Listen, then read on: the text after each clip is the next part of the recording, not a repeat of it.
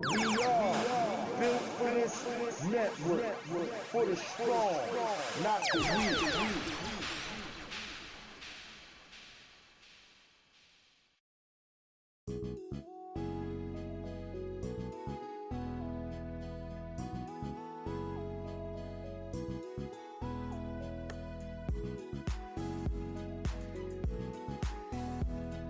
Yo, this is Big Illinois 73, host of the Backyard Podcast, Wednesday nights at 7 p.m. Central Time on the Built for This network. Check us out. Hosted by yours truly, with my panel, my fam. We got the sister Kim Webb, the brother Dre MC1, the brother Anuliel, and the brother HRap B. No topic is off limit. We laugh and joke. We get serious. Try to be informative. Check us out. Once again, that's the Backyard Podcast, Wednesday night, 7 p.m. Central Time. Let's go.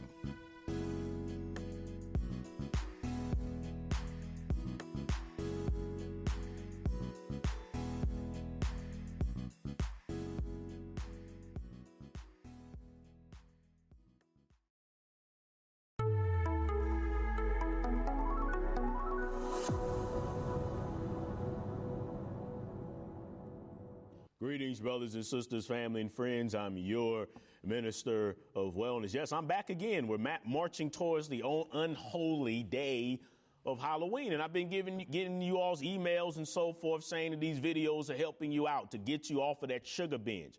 I don't want you to destroy your health and the health of your children. You shouldn't be celebrating Halloween also. I have a mandate from the Most High God, God of our ancestors, to proclaim the truth and to warn and to sound the trumpet. Your blood will not be on my hands because I was scared to tell you the truth. Let's talk about Skittles. Taste the rainbow of chemicals. That's what it is.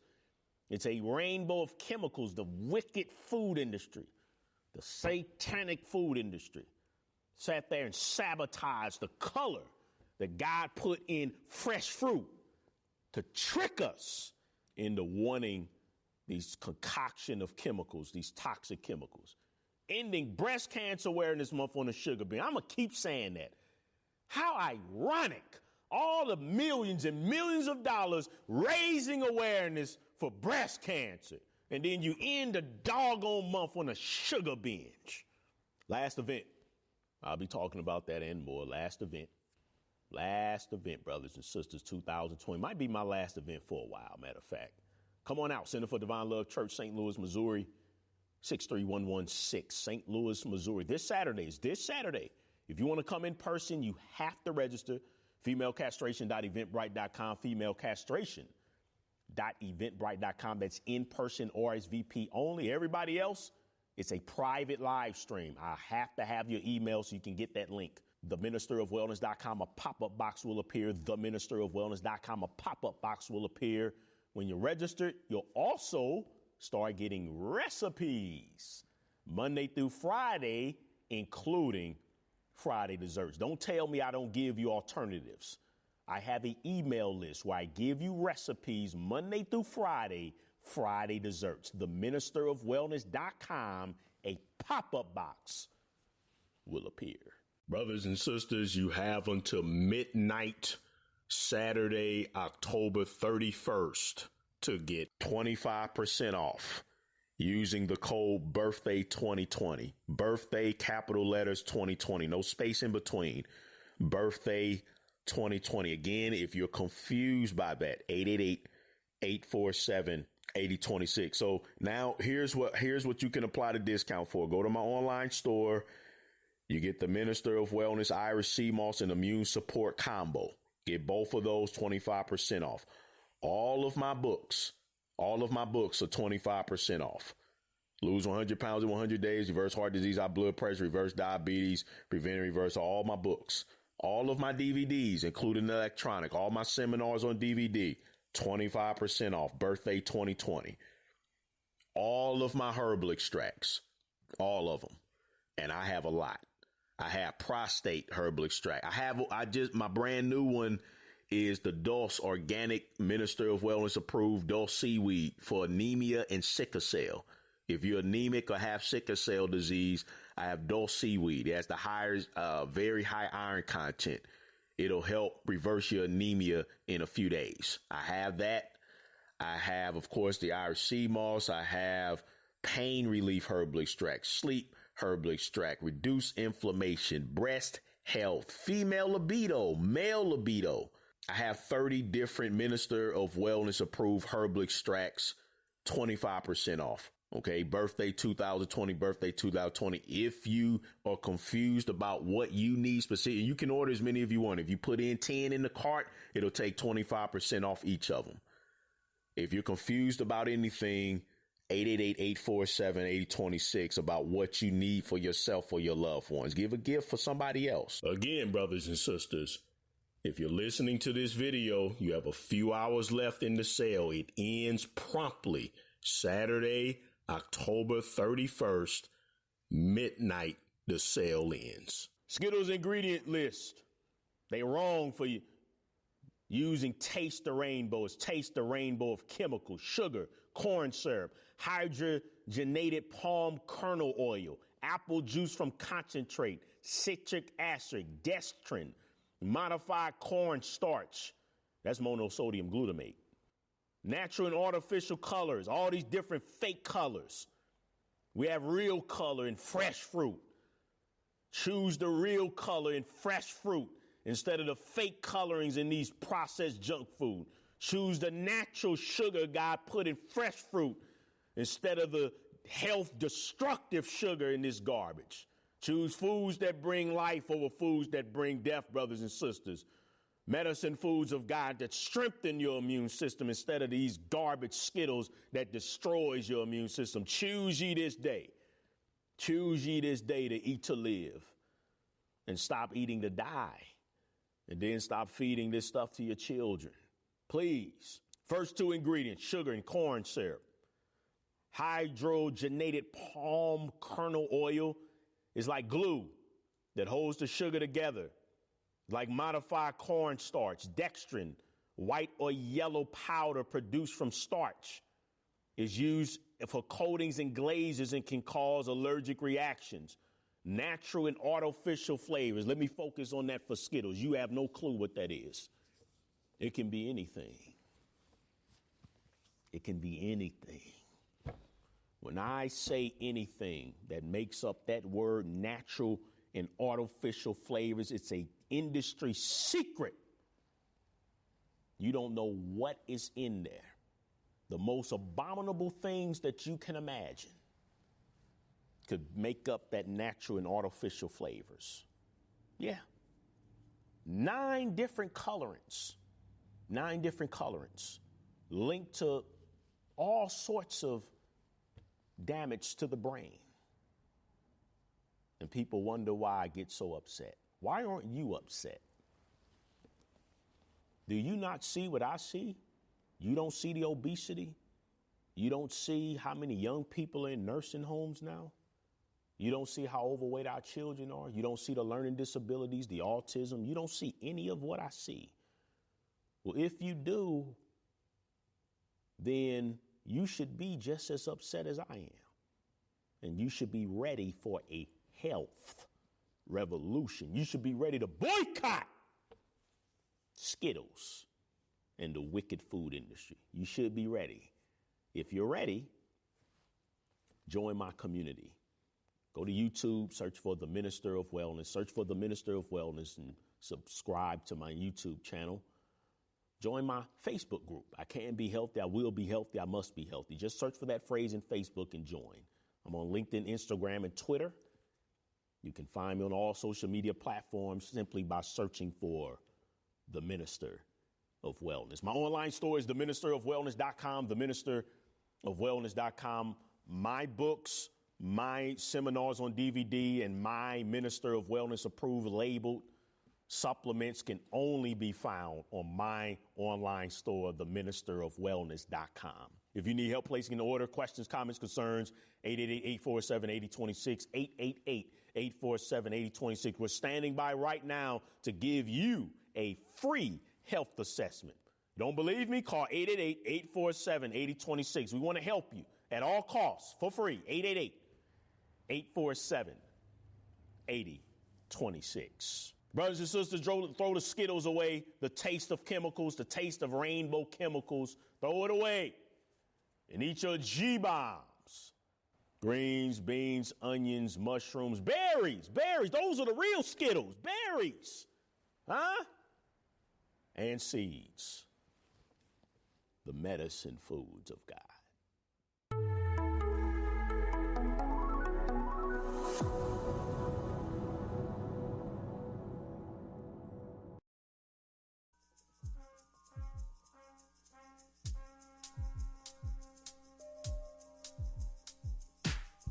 It's your boy D Greatest from South Central.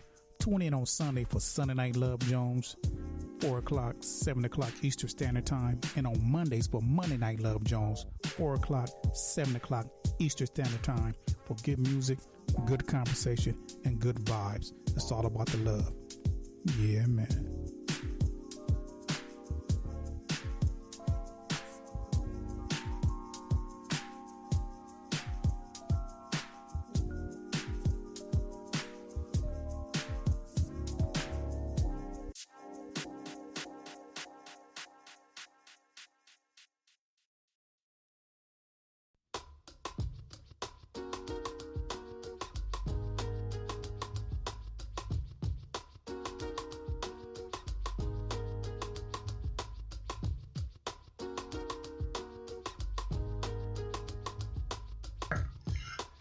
Ladies and gentlemen, what's good? It's your man HRap coming at you live and direct. This is the End of the Bench podcast within the form of Build and Destroy. I have a special guest this evening, one of the dopest producers in all of hip hop, one of my favorite producers.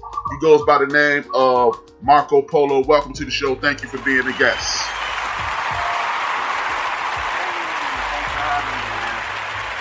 Man, it is like we just saying offline, it's a true pleasure. I am attempting to create a culture and a vibe, and guys like yourself and other guests who have been on are helping me with this. I'm a gigantic hip-hop fan. At one point in my life, that's all I listened to. I'm a few years older than you, so it was just one of those things, whereas hip-hop was a part of my life. It was the music that spoke to me. We all love the old school hits, the Dusties, and things of that nature, but at some point in your life, there is going to be a genre of music, in my opinion, that will grab you. Hip-hop was the one that grabbed me. Therefore, that's why I reached out to you and others. And you guys have given me the pleasure of being a part of the show. Thank you again. No doubt, man. For those who don't know who Super Producer, that's what I'm going to call you. You may be too humble to say it, but I'm going to say it. Super Producer Marco Polo. This is a guy who is not from America. Hip hop has no boundaries, and I was beefing with some clown online a couple weeks ago, and I'm just like, he was talking about hip hop, and I let him know. I say, look, obviously you're not part of the culture because you are talking about this guy's not from America. Marco is not from America, and he was bitten by the hip hop bug. Talk to me, Marco, about not being from America, being from a whole other country, seeing this, it grabbing you, and then drawing you into America. Talk to me about that. So I was born in Toronto, Canada, for those that don't know. And I grew up listening to hip-hop around high school. I started getting into it, and specifically East Coast hip-hop, so everything I was hearing out of New York. So after high school and losing a couple jobs, I actually worked at some music stores, and I kept getting fired for stealing, CDs. And my addiction for hip hop got a little too real. So I was like, you know what? Maybe I should go to school for music and stop getting myself in trouble and put it to a positive use. And that's exactly what I did. I went to an engineering school in Toronto, and then come time for an internship, I wanted to skip the whole Toronto scene and just go straight to New York and intern at a studio, and that's exactly what I did. this is the short version of the story, but, you know, to become a producer, in my eyes, I needed to start in the birthplace, and that was, of course, New York. So I left everything, my girlfriend, all my family, and I was like, I'm out, peace, and moved to Queens, and thugged it out in Queens, and then it ended up in Brooklyn, and now I've been in Brooklyn for 20 years now. I actually just got my citizenship this year, so I'm rocking the dual citizenship. So yeah, my journey to New York was everything in terms of establishing myself in the underground scene and still having a career today. I firmly believe that happened because I left the Toronto scene, because back then it was much smaller. We had incredible artists, but, you know, there was no Drake, there was no Weeknd, none of that was happening. Now Toronto is like a mega bucket culture pot of talent that has reached huge international, you know, ways. But back then it was kind of like an underground scene. So I was like, I need to get out of here if I really want to make my mark. And that's what it was. Man, that's dope. I got a 2-part question then. You said East Coast hip hop was what you were listening to, and who were you listening to in Canada? So give me those two. Okay, great question. So if we're talking about New York hip hop, I mean, for me, it all started with Wu-Tang Clan, Gangstar, you know, Das Effects, the Beatnuts, all the Duck Down crew. And then I started getting into the beats, right? So I was like, who's making these beats? And then RZA, Q-Tip, DJ Premier, these are early guys that made me want to discover how they were making beats and dig into records. And in Toronto, my early influences are like, you know, Maestro Fresh West. He was like the Big Daddy Kane of Canada. Shout out to him. You know, of course, we had all the guys like Cardinal, Fischel, Socrates, the Grassroots, DJ Serious. There was a lot of local talent in Toronto that are still rocking to this day that were big influences on me. So, shout out to them. That's dope. That's dope. When you say, okay, I'm gonna ask you a super hard question. It's just like hard in regards to hip hop. Who's your favorite member of the Wu-Tang Clan? I'm gonna put you on the spot. My favorite MC of the Wu-Tang Clan? Man, that's tough. Yeah. It's really tough because I really break it down by album. So I'm gonna answer the question, but I'm gonna go a bit more in depth. So my favorite Wu-Tang record, period, are GZA Liquid Swords, yes. the Enter the Security Chambers, the first one, Ghostface first 2 albums, and then Raekwon Only Built for Cuban Links. Those are like my, if I had to go to an island and take like 4 or 5 albums, those are the joints. So I think all the MCs had their moments for me, but if I had to pick one like of all time, I don't know, man. I'm gonna have to go with GZA Liquid Swords era. Just he put me in such a vibe on that album, and really where he was beat wise. If I get locked in with GZA in that era, or shit, any era, even right now would be dope. But yeah, I'm gonna go with GZA. Okay. You know what? That's a trick question. That's the question. Is just one of those questions that really there is no answer because their whole vibe and their whole right. I just wanted to hear. Yeah, I just wanted to hear. I knew. I've been listening to your work for years, so I knew it would be almost impossible. You did a better job than I ever would have. Shout out to you for that. Now, I noticed with your music, you have a melodic vibe, which is right up my alley. How did you go there? Who are the producers that influenced you in regards to that? I'm sorry, did you say who are the producers that influenced me? Yeah. Okay. There's so many, man. It's so many. As I get older, I've locked into 2 all-time influences on my sound to this day. Those 2 producers are Jay Dilla and DJ Premier. If I look at my catalog and making beats to this day, this changes all the time. Like people ask me my top 5. There's others, you know, like RZA, Q-Tip, you know, Tribe Called Quest, Midnight Marauders. Like that is the hip hop perfection. That album, top to bottom, on the production side of things to me. But Jay Dilla came along, and while his catalog, unfortunately, due to him passing, which is still a tragedy I feel every day, wasn't as big as some other producers. Influence-wise, Jay Dilla is still influencing people to this day, and not even just hip-hop people. I'm talking about rock people, soul, jazz. Like, I hear it to this day. Yes. Like, his bounce, his swing, how he writes bass lines. people are still trying to figure him out, and they never will. Me included, by the way. I'm huge fans.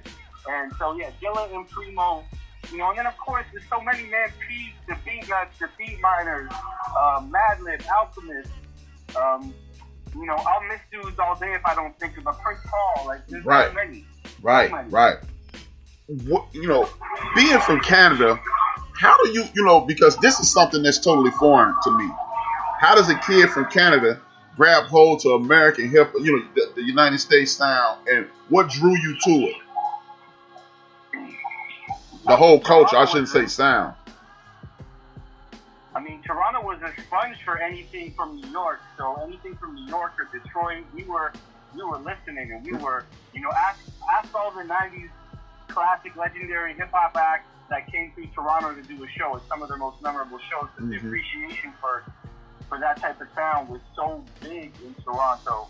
So it was all around me, you know. Plus, you know, we had our own college stations that were repping and playing vinyl mix shows in Toronto that was playing all the stuff, you know, the equivalent of like the Searching Bobbito or a halftime show in New York. We had those in Toronto. So I was getting all my daily dose of hip-hop and learning. And, you know, I don't go super far back to the 80s. You know, I wasn't listening to hip-hop when Eric B. and Rakim or EPMD dropped their first record. I had to go back and do the research when I started getting into high school. And I was like, I want to know everything. I'm going to build the library and learn and study. And I'm still studying to this day, but yeah, man. That's dope, man. It's just amazing because being an American, and you know, I think it's almost synonymous with being narrow-minded. We don't think about the rest of the world. We just kind of like early New York hip-hop. It was all about New York, and I'm assuming that being, you know, I'm speaking for myself, but I'm assuming I'm not the only person that was thinking that. You just thinking it's an American thing, and then when you start seeing Wu-Tang Clan tour and things of that nature, you see how people are loving them. You see how Buckshot and that crew, everybody's loving them. NWA, everybody's loving them. What are some of your most memorable places to visit that you just felt the love? First of all, I just wanted to say that I'm super blessed that I've been able to travel the places that I have been because of music and hip hop. You know, shouts to Master Ace and Soiree and people I toured with. But, you know, me and Ace now, that we kind of formed this union, we touch a lot of places. It's difficult, man. I've been Australia, New Zealand, Japan, Colombia, Chile, all of Europe. Like, when you were just saying, you know, New York just thinks about itself, it's like, I don't think they ever would have conceived how far it would reach. And now it's like, you know, the most popular form of music in the world, period. Yes. So, you know, Europe has a special place in my heart. Whenever we go there, we get crazy love. We feel it. South America, like, it'd be hard for me to pick one place to say that's the joint because there's so much love for this everywhere we go. And it literally inspires me. I'm going to be honest, it inspires me more than living in New York does, man. Because New York has changed so much the music, but the style of music that I love, the style of hip-hop I love, I feel like it's being carried and appreciated on a higher level in foreign places, and which is sad, but also a beautiful thing too, you know? Yes, it is. It is definitely a sad situation because just, you know, again, you seem to be a humble guy, so I'm gonna speak for you.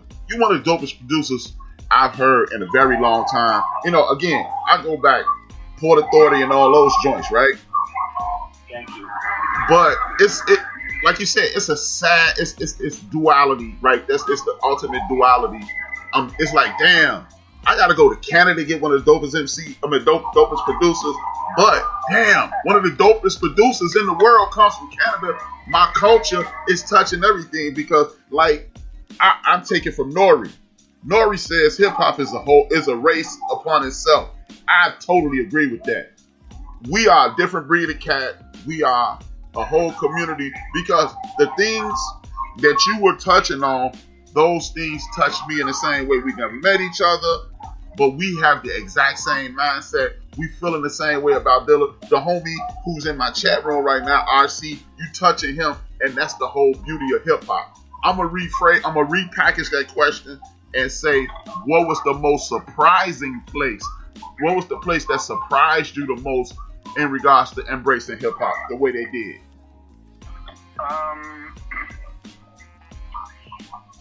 Chile, probably Santiago, Chile was crazy. We packed out a place, it ate like 1,000 people. It was like a volcano in that place. Mm-hmm. It really made me realize, like, the music is bigger than any of us, like how it reaches people and touches people's lives. It was crazy. Yeah, man. You know, like you're saying, I'm listening to Little Brother. You hear Fonte speak about people mouthing your words, and they don't even speak English, and they're singing your joints. They're rocking to your joints, which is insane to me. It's dope. Yep. Let's go back to Canada and get it more into Marco Polo. Marco Polo gets bit by this hip hop bug, but the day before he got bit, what was he doing? Can you repeat the question? Sorry, the connection's a little shaky. Okay, Marco Polo is in Toronto, Canada. The day before he gets bit by the hip hop bug, what was Marco Polo's life like? Oh, okay, great question. So shouts to my father, rest in peace to my dad. He was really, Rest in peace. I would say a music head, and he put me on all types of music. He's actually the one that kind of probably influenced me to get into hip hop, because he was listening to jazz, like John Coltrane kind of blue, and then rock and roll, Italian music, because that's my bloodline. Mm-hmm. And he bought Trap's second album. First album, because he liked Bonita Applebum. That was his joint, so he bought that album. Oh. That was the first hip hop record in my album in the house. So that started, tickling my ear and gaining some interest. But yeah, man, I was just a kid in high school, like just figuring out my life. You know what I'm saying? Right, so right. But I was listening to all time. I lived in the suburbs, so I was listening to rock shit too, like Nirvana and Soundgarden and all types of stuff. So, That's dope. And then I locked in to hip hop, and that became like the thing that I was most, gravitated towards at the end of the day. So, yeah. How would you label your style?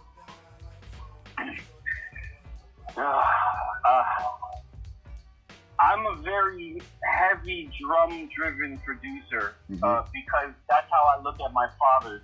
That's what I call them. I call them my hip-hop dads, like Primo.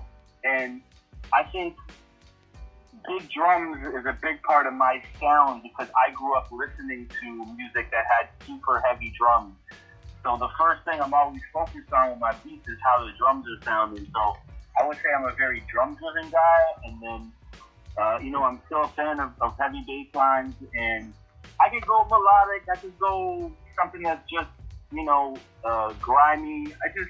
I really feel like it depends on my emotion day to day, how I'm feeling. Now that I'm rocking with Ace, I'm making less straight hardcore stuff like I was, per se, on my solo albums or with Foray, because Ace is definitely a more conceptual artist where it's very topical and emotional, so he likes to write topic stuff, so that requires a certain type of beat, and he kind of opened up a whole new chamber, and it was kind of a challenge for me.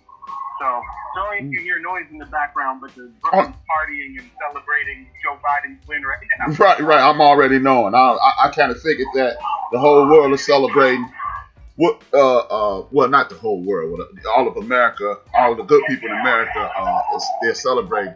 Speaking of conceptual albums, you and Ace last project, if I'm not mistaken, is the Brooklyn story. It's kind of like your life story. How did you guys determine what brought you guys to that point? That was his vision. I would have never in a million years said, hey, Ace, let's make the album about my life. Like, 100%. I'm not that dude. Like, like I said, I have my moments, but I would have never been grandiose to be like, let's do that. Like, that was 100% his idea. It was extremely humbling and really dope for him to want to do that. And it provided an opportunity for me to actually include a lot of people in my life on the record and tell the story. There's a bit of fiction in some of the skits, but overall, it's a pretty accurate tale of the move and moving to New York from Toronto and the things that happened. So it was very dope for him to suggest that. I'll always be grateful for that. Man, that is definitely a dope concept. I'm glad you did it because you know what? It makes me ask this question. I've asked this to you. I'm going to ask it to you. I've asked it to Mr. Walt, and I asked it to other producers I've had on. Me personally, I think some of the luster of hip hop has been lost because you could meet HRap the MC. I can send you some of my stuff. You can send me some of your stuff, and we're not in the studio. I think one of the reasons you and Ace's projects are so dope is because, maybe I'm wrong, but you guys are in the same room. The creative juices are flowing. It's happening right then and there. I think that's what is missing. To that you say what? Well, I'll make a cross comparison. It's like buying a meal that's already made at the supermarket and heating it up. It's never going to be as good as if you're at home with a bunch of real, with ingredients and you're cooking up from scratch and fresh. There's always, you're going to heat up the meal. It's going to be cool, but there's always going to be something missing. So, yeah, I agree. When people work together on albums, and have a common goal, respect each other's work, and it's not about, being in a factory just cranking out songs, like, you're always going to hear it. You can't even dispute that. Anytime people lock in, producers and MCs lock in together in the studio and work, or, collaborate in the real essence of that word, you're going to feel it. You're going to feel the difference and hear the difference. That's not to say classics have not been made from people recording their vocals in California, sending them back to New York. That's not true at all, but it's definitely more fun for me and easier to lock in with Ace, and he comes to my crib in Brooklyn and extracts the vocals. We do everything together. Right. There's a vibe, so. Yeah, because I think that's what's missing. We keep asking, hey man, why isn't hip hop the same? And I think I truly believe that's the missing link.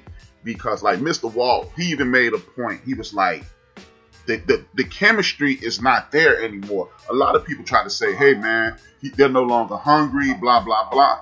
But he mentioned that, yeah, Hov, he's still making dope albums because he Hov. But it was something that Dame Dash added that made it right. It's something that Diddy did in the studio, whether it was his presence or just his ear, or the way he listed the tracks. It's something there. And when it's this conglomerate, it's better. It's better for you. It's better for me. It's better for the artist. And I think that is the number one issue in regards to making this thing work. Yeah, but I think some of the most classic albums to me, if you look at it, it's always a team effort. And that goes for my career too. Not saying I have an endless amount of classics. If one day some people consider them classics, that's amazing. Oh no, they are, bro. I got my man Shiloh, who taught me how to make beats, and he's involved in every album I produce. We work on everything together. It's more like a team. He's part of a production crew with DJ Spears called the Drum Majors, the three of us. But Shiloh is always involved in terms of helping me tighten things up and picking beats for artists. And he's been there from day one, and if he wasn't there, I really think that the shit wouldn't be as dope. Just like Dr. Dre got a team, or just like how Nas had an A&R team that helped him make Illmatic and be like, yo, Large, Primo, P, Q-Tip. Sometimes those things have extreme value, and make a difference in the music. So man, you gotta drop the egos for the bigger cause. Sometimes doing it by yourself is cool, but chiming in and working with a crew on a goal together is the dopest feeling. Exactly, and that was somebody else he used. He used Large as the example with Nas. He was like, yeah, Nas continues to put out dope albums. He's making classics, but it was something he said. It was something about having Large in the room. When Pete make a beat, Large will go, oh no, we need to do it this way. When Primo make a beat, him and Large, they collaborate and saying this is the best way to go, and that's why that sound is so crisp. That's why it feels so good, and I totally agree, man. Outside of Ace, because you and Ace, obviously, you guys have linked up and made some great music in the last 5 to 7 years. Who else would you say you have that kind of bond with?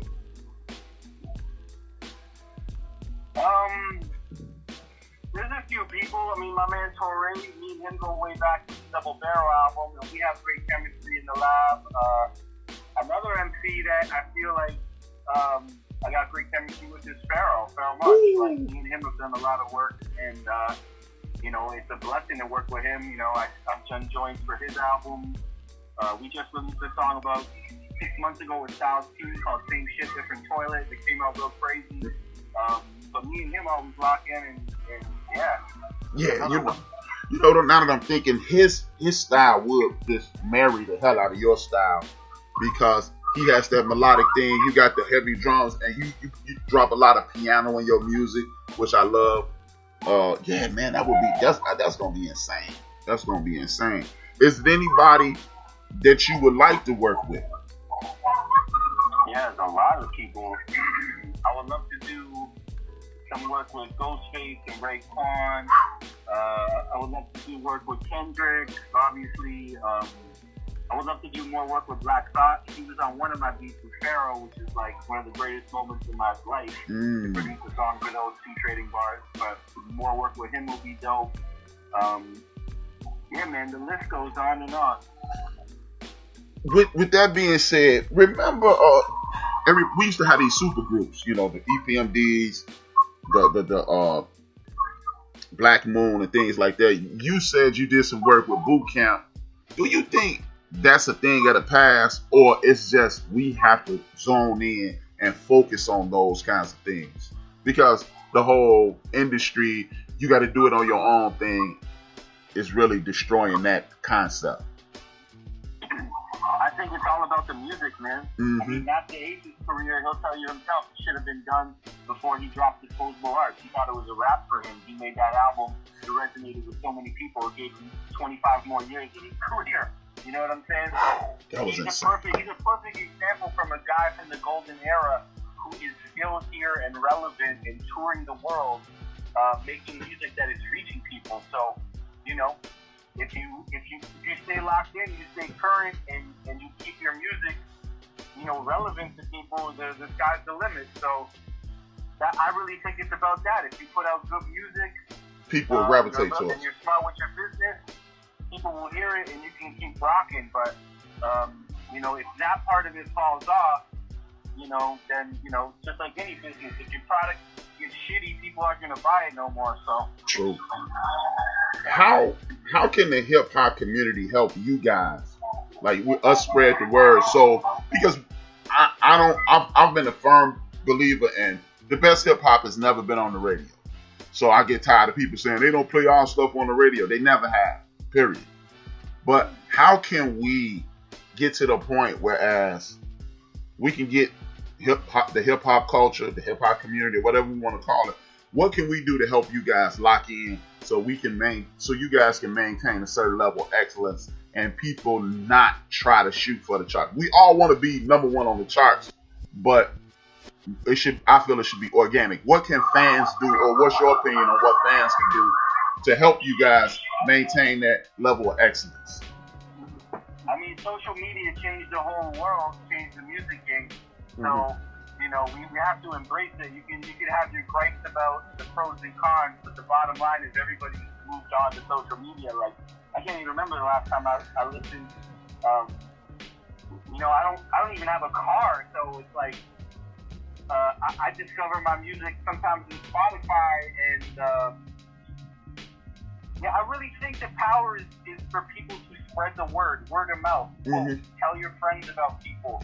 You know, buy independent products, share it, tell people about it. That's what reaches people, because I know for me, I don't trust some of these media sources to tell me what's dope. I like to hear it from people that I know have similar tastes to mine. Like, you know, not to name drop, and it's always a blessing, but like, you know, I'm very good friends with DJ Premier. It's like, if I call him and we're chopping it up, and he's like, yo, did you hear this? Did you hear that? Like, that makes me go, as soon as I get off the phone with him, and check that shit out, because that's a credible opinion that I'm like, damn. Or my boy, or DJ Clips, or my homie's kids, like, yo, you got to check this out. Like, that's how I really discover music, is from people telling me that I trust, you know, or seeing stuff from people online that I trust. And, you know, and then I mean, like I said, is sharing it. You know, I also have a platform with my social media and a voice to be able to be like, yo, forget about my music today. Go check out this dude. He's killing it. You know, like, I feel like the independent scene has to support each other.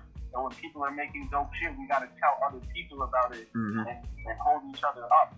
You know what I'm saying? Because I don't believe that good hip-hop doesn't exist. There's tons of it. It's just most people can't find it or don't know it exists because A, they're just too busy. You know, it's not like once you have kids, you're not going to the record store every Tuesday, you know? Nah. It's different now, so we gotta put it on the phones and the computers for people to see it and click on it, you know? Definitely. What's your platform so I can put it in my chat room and I can subscribe myself, because that's exactly what I'm trying to build here. I'm trying to become a source, because I'm tired of people, you know, like, I hate to say anything disparaging about anybody, but when Ray Benzino took over the Source, that was the end of credible journalism about hip-hop, if you ask me. I know you're not saying that, but if you ask me, because, like you said, I was that dude every Tuesday at the record store. Sometimes I was borrowing without permission. Most times I was borrowing without permission. But other days I was purchasing as well. But it was nothing to go see the hip-hop quotable, the up-and-coming stars. And now we don't have that. What's the name of your platform? So I put it in my chat room and subscribe myself. My Instagram is Marco Polo Beats. My Twitter is Marco Polo Beats. Oh, okay. My Facebook Marco Polo PA. My website for all aspiring producers is really dope because I sell all my drum kits. I've got like 7 volumes of drum kits that have really helped a lot of people and reached a lot of good people. MarcoPoloBeats.com. But yeah, I got a whole YouTube show called MP on the MP, which I break down really technical, nerdy stuff about production. I got like a full season on my YouTube channel now. I got a lot of content out there for different things. So yeah, man, those are all my main social networks. You know, the word of mouth is always important, man.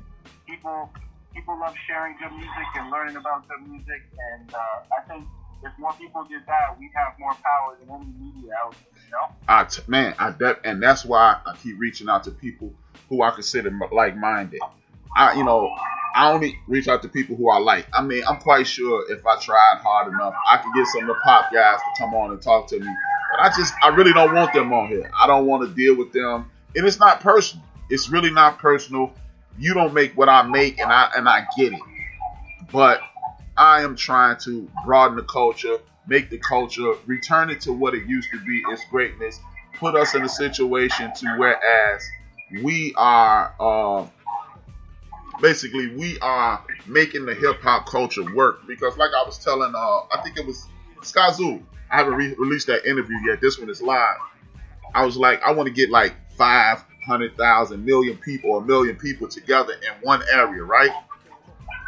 And like you said, because Marco Polo is a credible source, if DJ Premier is a credible source, we can just put we can put the information out to the public, and at that point, we can get the same amount of spins as the pop guys without the nonsense, without having this, because you're uncompromisable. Primo's uncompromisable. Lost Professor, you can't compromise these guys, yourself, myself. And then we can move the culture forward without payola and things of that nature. It's just dope music, dope beats, dope rhymes, and good people. To that, you would say what? Well, shout to you. Thank you. Because you're doing it right. You're doing it right now. So you're giving me a voice on your show, and even if one new person hears me and hears my music, that's a win for me. You know what I'm saying? Yeah, that's a win for the culture. Appreciate you. You know? I just subscribed to your YouTube page. For those who didn't hear it clearly, it's Marco Polo on YouTube. You'll see him with the background of a bunch of albums. Please support the brother. Go to YouTube now. Support, subscribe. Hit the bell so you'll know when he drop a new episode. Because when we have people like you, we must support you and put you in the forefront. Because again, everything isn't for everybody, but hip hop is for me, and this is where I get my vibe from. With that being said, you definitely have an East Coast sound, anybody on the West Coast you would like to work with, or is it anybody that we should be listening to? Like you said, can you let us know who to check out on the West Coast or East Coast for that matter? I'm sorry, it cut out again. I don't know if it's my signal, but something about the East Coast and the West Coast? I said, well, you definitely have an East Coast sound, but is there anybody in the West that you would like to work with, or is it anybody that we should be looking for in that direction? Yeah, I gotta clarify too. I definitely got love for West Coast music. Oh no. And definitely listen to a lot of West Coast. No, but just for myself, because I know I just cited East Coast, but I definitely had a lot of stuff on the West I was listening to, and I've worked with a lot of West Coast artists. I had Alchemist and Ono on my second producer album. Mm-hmm. I was a huge fan of a lot of groups growing up, like the Alcoholics, NWA, Dilated People, Shouts to Evidence, Babu, Raka. So yeah, man, I'm definitely loving, that side of things too. And it's a big community out there that's important that, we support that too. Yeah. Anybody that you're working with that we should check for? Anybody new? I Yeah. mean, there was a kid that I started working with, but he kind of did his thing now, and he's reached a lot of people. His name is HRap. He was on our last album, and he's doing his damn thing right now. He's from New York, very talented MC, and I'm real proud of him. He's really, really done his thing, and what I like about him is besides just having bars, he talks about important things, and he's a young kid, and he respects the history, the culture. So check him out. His name is Marlon Craft. Okay, another thing is this. Speaking about things, in the past, music was the musicians like yourself and others. You guys were the beacon of light that guided us through darkness. We, uptick in police, but well, actually the visual uptick in police brutality and other injustices. I know this is almost a rhetorical question, but I don't see a lot of artists making music about that. Is that just money driven, or is just people don't care anymore? You're talking about people talking about what's going out there in terms of political, yeah, or just in the community. Yeah, I mean, so me, Styles P, and Pharaoh dropped a song called "Same Shit, Different Toilet." It's on Spotify. I highly suggest hip hop heads go check that song out. Mm-hmm. Got a hard ass beat, and they're talking about very, very important things. It's kind of depressing because we made the song about 3 years ago, and it's just as relevant in this moment as it was back then, which is a big problem. Really touching on police brutality and what's going on. We're just straight racism in America between police officers and, people getting killed. So definitely go check that out. So I'm fortunate to work with artists that talk about things like that. But I can see how people are hesitant to do it because, some people don't want to. Some people resort to music to forget their problems. So it takes a certain fan to want to be challenged with lyrics and politics when it comes to music. Like some people after a week, they just want to unwind and listen to mindless stuff. And you got to respect that too. But yeah, there's definitely a lot of artists out there talking about real stuff and challenging people. And, you just got to find them. With that being said, you're not born here. You've been here more than 20 years. You've had your eye on the community. As a person not from here, stepping into this culture, what do you think? When you look around, or are some of these same issues transferring to Canada, and it just seems like one big melting pot, or is it just like what does a person who's not from here look at America and think? Look at America, and what do they think? I'm actually very defensive when it comes to talking about America because I've played both sides of the fence. Okay. I grew up in Canada. I lived there. Canada has this. Let's say Canada had a publicist. Our publicist is doing a great job at making Canada, look like this a beautiful, amazing place. And for the record, it is. But we are not exempt from some of the same issues that are going on here. We have racism. We have a lot of problems in Canada. So I kind of get mad sometimes when some of my Canadian friends are like, oh man, America's all messed up and this and that. It's like, no. And the reason I get frustrated is because I lived here for 20 years. So I know there's people here in America that are fighting the good fight. There's, right. Over half the country are fighting the good fight. So I get very defensive because this country gave me my career. So I love the United States of America with all my heart. That being said, there's a lot of problems. So, there's a lot of work to do. But, I just kind of sit back and observe everything. But, every country ain't perfect, man. Everybody can pop shots at America, and there's a lot of work to do. But everyone should just focus on where they're at and fixing their own backyard. You know what I'm saying? Facts. So I live here now. Anything I can do musically to help influence people, get a message. I was happy to be a part of that song with Pharaoh and Styles.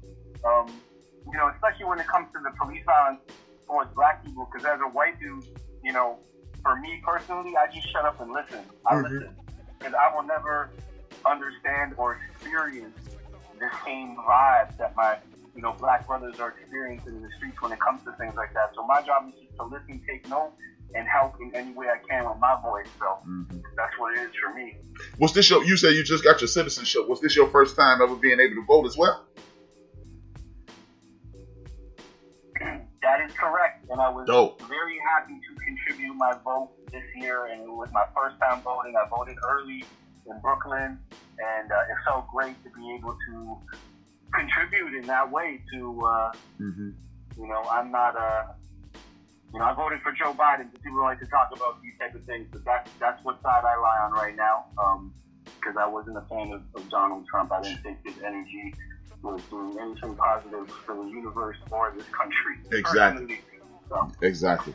When you, I totally identify with the thing in regards to take a step back and look at what's going on before you criticize, because I'm from Chicago, and being from Chicago, the way they make, when you watch the news, I find myself defending myself to my supporters all the time, and they don't really challenge me, but people will say, well, Chicago's almost a synonym for violence in America today. So I definitely understand how you would feel like, wait a minute, it's no different, but it's just like, I look at gun violence in Canada.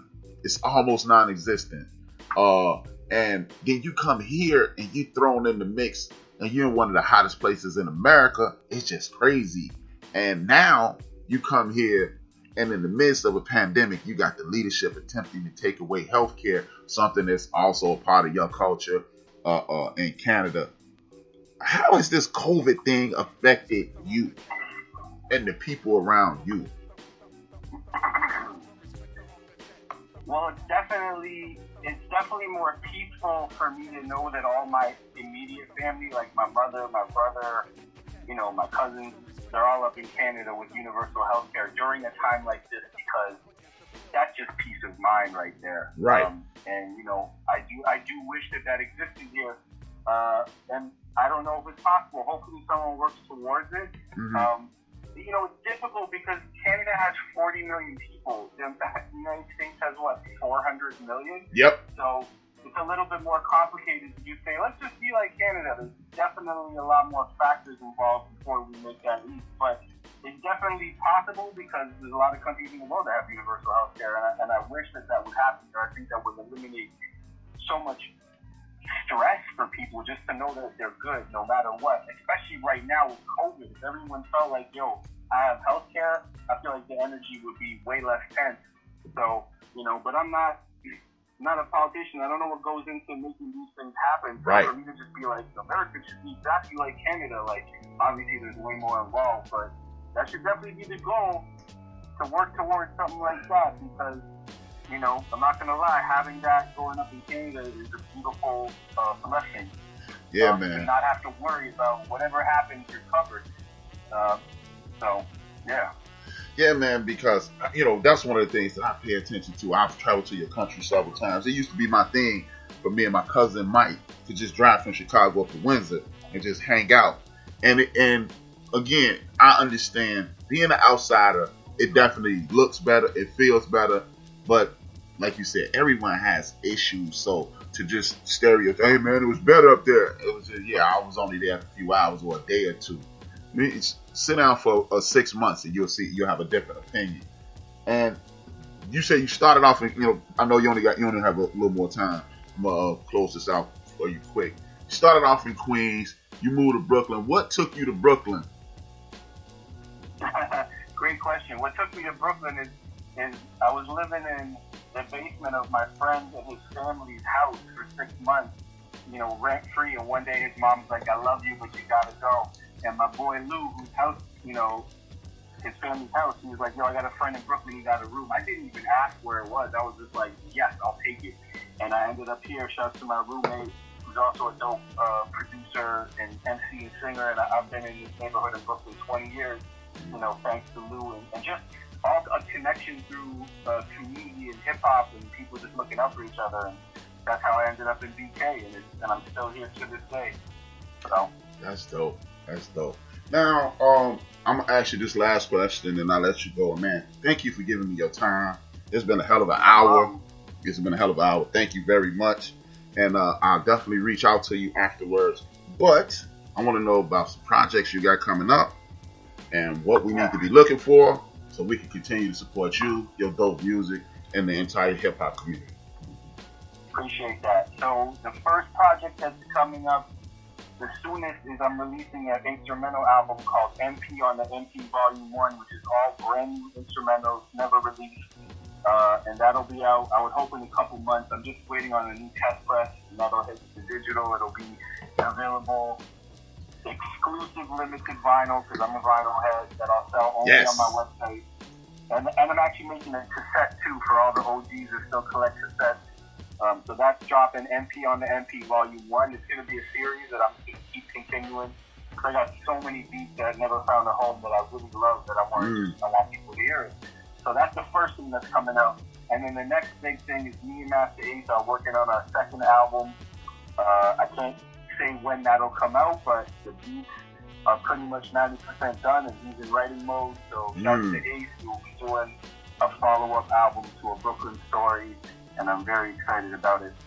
So that is super dope. Ace is definitely a friend of the show. He graced the airways with me once. Thank you for gracing the airways with me. I want to send a shout out to anybody who's listening and thanking them for and appreciate them. I'm going to a break and I will close out. Thank you, Marco Polo. I will put your social media and all your social media in the chat room. I'm gonna go to break and we'll be back shortly. This is HRap. This is Marco Polo. Thank you once again. Thanks for having me. Yes, indeed.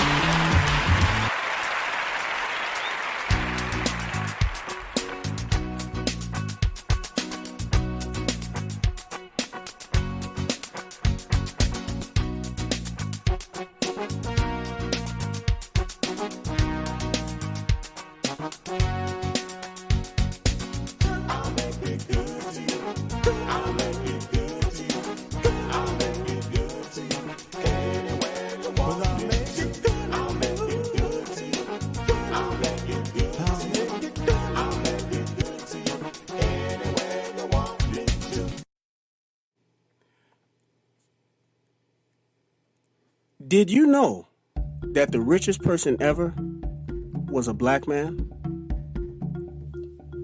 His name was Mansa Musa. He was actually a king of Mali. And his wealth was so immense that it was hard to really determine how wealthy was he. Today, we're going to answer that question. Mansa means emperor. So Mansa Musa means Emperor Musa. Mansa Musa was born in 1280 into a family of rulers. His brother Mansa Abu Bakr ruled the empire until 1312, when he surrendered his throne to go on an expedition. According to 14th century Syrian historian Shabib al-Umari, Abu Bakr was obsessed with the Atlantic Ocean and what lay beyond it. He reportedly embarked on an expedition with a fleet of 2,000 ships. The ships included men, women, and slaves. They sailed off never to return. Many believe they reached South America. In any case, Mansa Musa inherited the kingdom his brother left behind. And under the rule of Mansa Musa, the prosperous empire grew to span a sizable portion of West Africa, from the Atlantic coast to the inland trading hub of Timbuktu and parts of the Sahara Desert. As the territory grew, while Musa was on the throne, so did the economic standing of its citizens.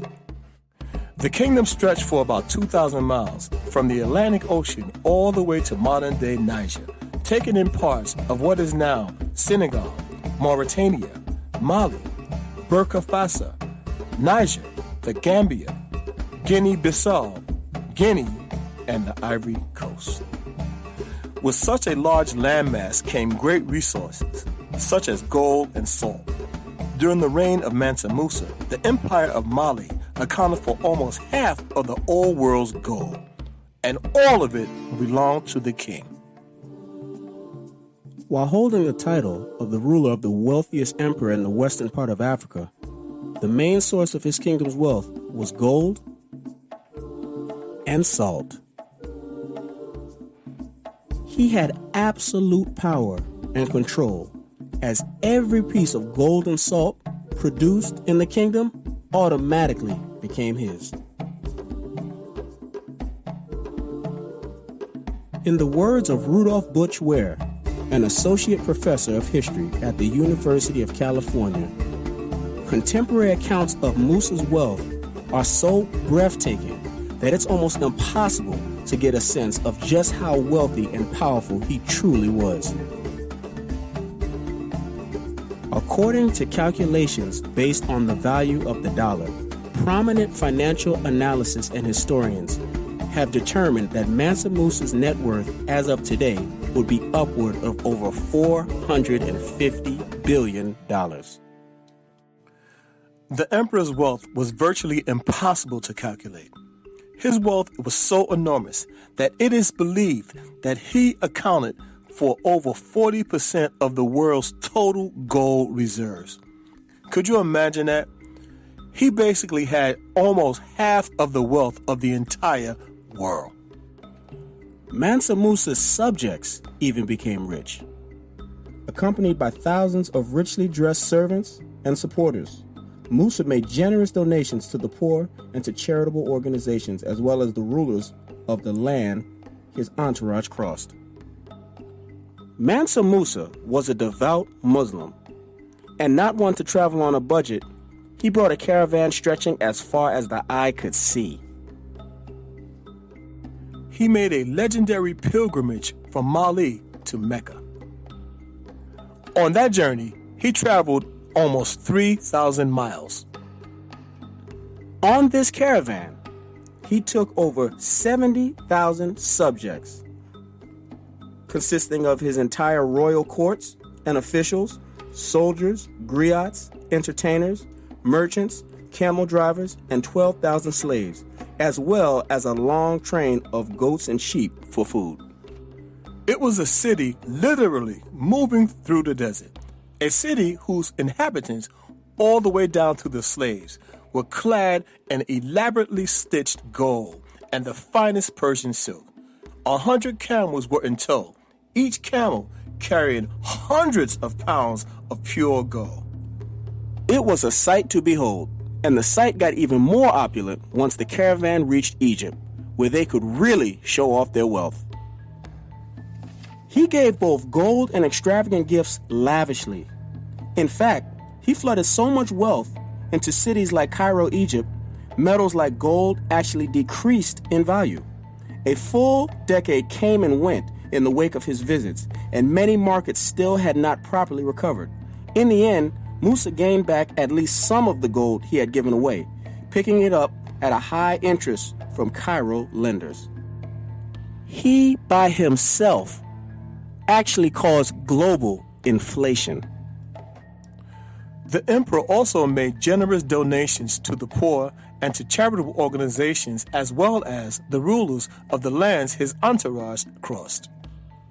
But don't be confused. He knew how to spend money. The ability to spend money is not a major accomplishment in of itself. However, when you consider that Mansa Musa frequently traveled with a caravan of 60,000 subjects, you have to understand that displaying and spending wealth like this can be seen as an accomplishment unto itself. This map gives a depiction of the journey from Mali to Mecca. It was a journey, as stated, that traveled almost 3,000 miles. Imagine that, folks. 3,000 miles through all types of terrain, deserts, storms, mountains, seas, and these 70,000 plus people were able to do that. As a devoted Muslim, on each of his pilgrimages to Mecca, every Friday, whenever he and his men stopped to rest, Mansa Musa would build a mosque at that location. Among his many other impressive exploits, he was a fierce warrior. With an army numbering around 100,000 men, including an armored cavalry corps of 10,000 horses, and with a talented general, he was able to extend and maintain Mali's vast empire, doubling its territory and making it second in size only to that of the Mongol Empire at the time. Just to reiterate, Mali controlled lands up to the Gambia and Lower Senegal in the west. In the north, tribes were subdued along the whole length of the Western Sahara border region. In the east, control spread up to the Gal and the Niger River, and to the south, the Bur region and the forests of what became known as the Gold Coast came under Mali oversight. Under his rule, there is no question that the Mali Empire rose to dazzling heights. It grew to include a number of additional regions. In fact, one visitor noted that it took him a full 4 months to travel from one end of the empire to the other. Mansa Musa was indeed a champion of Islamic religion and learning. He made Timbuktu a center for commerce and education. He also established the University of Sankore and Timbuktu University, among many others. Under his rulership, Timbuktu was indeed a world power and a leader in economic resources, education, and trade. A number of famous structures went up during his lifetime, including the Dinjiga Mosque, which can be seen in this slide.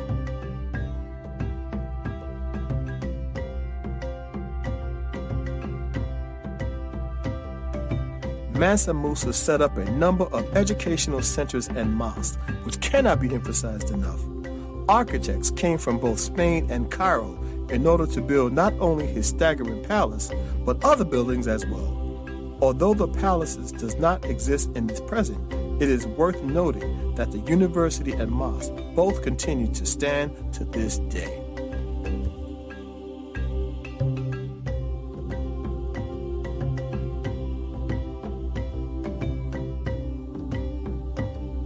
Some 800 years later, and his 25-year reign left behind a lasting legacy of wealth, kindness, generosity, innovation, education, respect, authority, and responsible rulership. Thank you for watching, and until next time. Also, please remember to like, comment, share, and subscribe.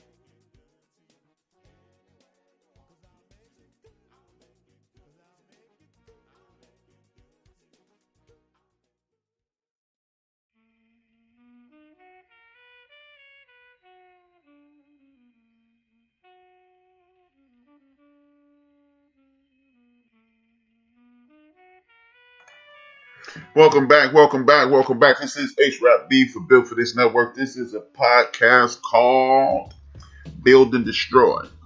I want to thank my special guest, Marco Polo, once again. It was a pleasure talking to a hip-hop head that's equal to yourself in regards to love for the culture.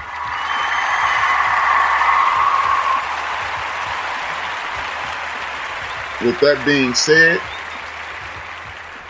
this is the HRap segment of the show where I'm going to give you my opinion on what's going on in the world. That's why I call it Build and Destroy. We're going to build up our community and destroy all the lies and propaganda that's around. Anytime I publicly speak, I will do this, and I'm going to do it right now. I will send shouts out to my ancestors and my family, because it was taught to me when you speak publicly and you send up respect to your ancestors, they send down blessings and protections to you, and we all need a little protection today. So that goes to my family members, and that are connected to the name Whitmore, Pollard, Turner, Battle, Cotton, Harper, Bailey, Chris, Lansdowne, Liggins, Duncan, and me, my sisters, my brothers, my mother, my father. We are the Williams clan, nieces and nephews. We are the Williams clan. We are building it all time.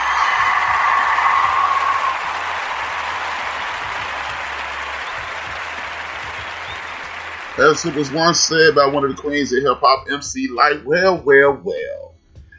We have new information that leads to we have a reprieve.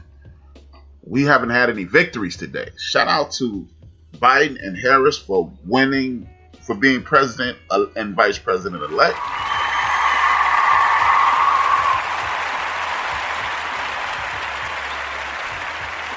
But there are a lot of people who are patting each other on the back with glad handing and things of that nature.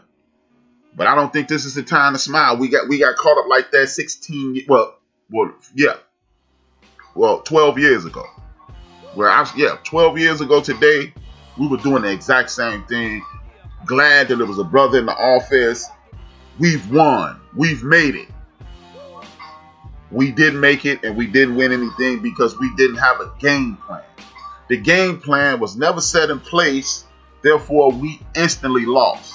So instead of considering this a victory, brothers and sisters, what I want us to do, and it's apropos that my main man RC from Minnesota, who's a gigantic boxing fan, we are in between rounds. This fight must never stop. This fight must never stop. This fight must never stop. Because if you believe that the ugly monster that rules the United States of America called white nationalism or white supremacy or bigotry or power-hungry people are going to gracefully bow out of this situation, you are outside your mind. I'm speaking frankly. I am going hard in the paint. I'm doing all that stuff that people say. But this is in between rounds. We're talking to Angelo Dundee. We talking to Mick. We talking to Emmanuel, Emmanuel, whatever. I can't think of his name. Well, whoever the hell he is, he used to be Riddick Bowe. Not Riddick Bowe, he got up in Detroit. Emmanuel Lewis. We talking to all those guys. We're in between rounds. Because while we assume that the Civil War was over, the Civil War, thank you, Emmanuel Stewart. Yeah, Emmanuel Lewis is the dude. It's Webster. What the hell is going on with me? HRap. In the middle of your speech, you sound stupid, so I'm going to need you to... Okay, back to business. Emmanuel Stewart, thank you to my main man, RC, one of my greatest supporters in the chat room. If you want to be a supporter in the chat room, you got a link. All you have to do is hit the link, connect yourself to using social media or your email, and you come in and have a conversation with me as well. Thank you, Big Chris, for being equally supportive. That's why you guys are my supporters, not my followers, not my subscribers. Y'all support the program, and I'm supporting the community. We must realize that this is in between rounds. First and foremost, while we thanking Harris and Biden for winning and all that, and we thanking the people in Philadelphia, understand a loss got us here. And I don't mean by Donald Trump. The bigger loss, and y'all heard me say last week, I spoke about Sankofa. Looking back, scanning things so you can move forward, right? Sankofa. I posted on all three means of social media today, my Instagram, my Facebook, and on Twitter. Sankofa. Shout out to the Queen. Shout out to the Queen, Stacey Abrams.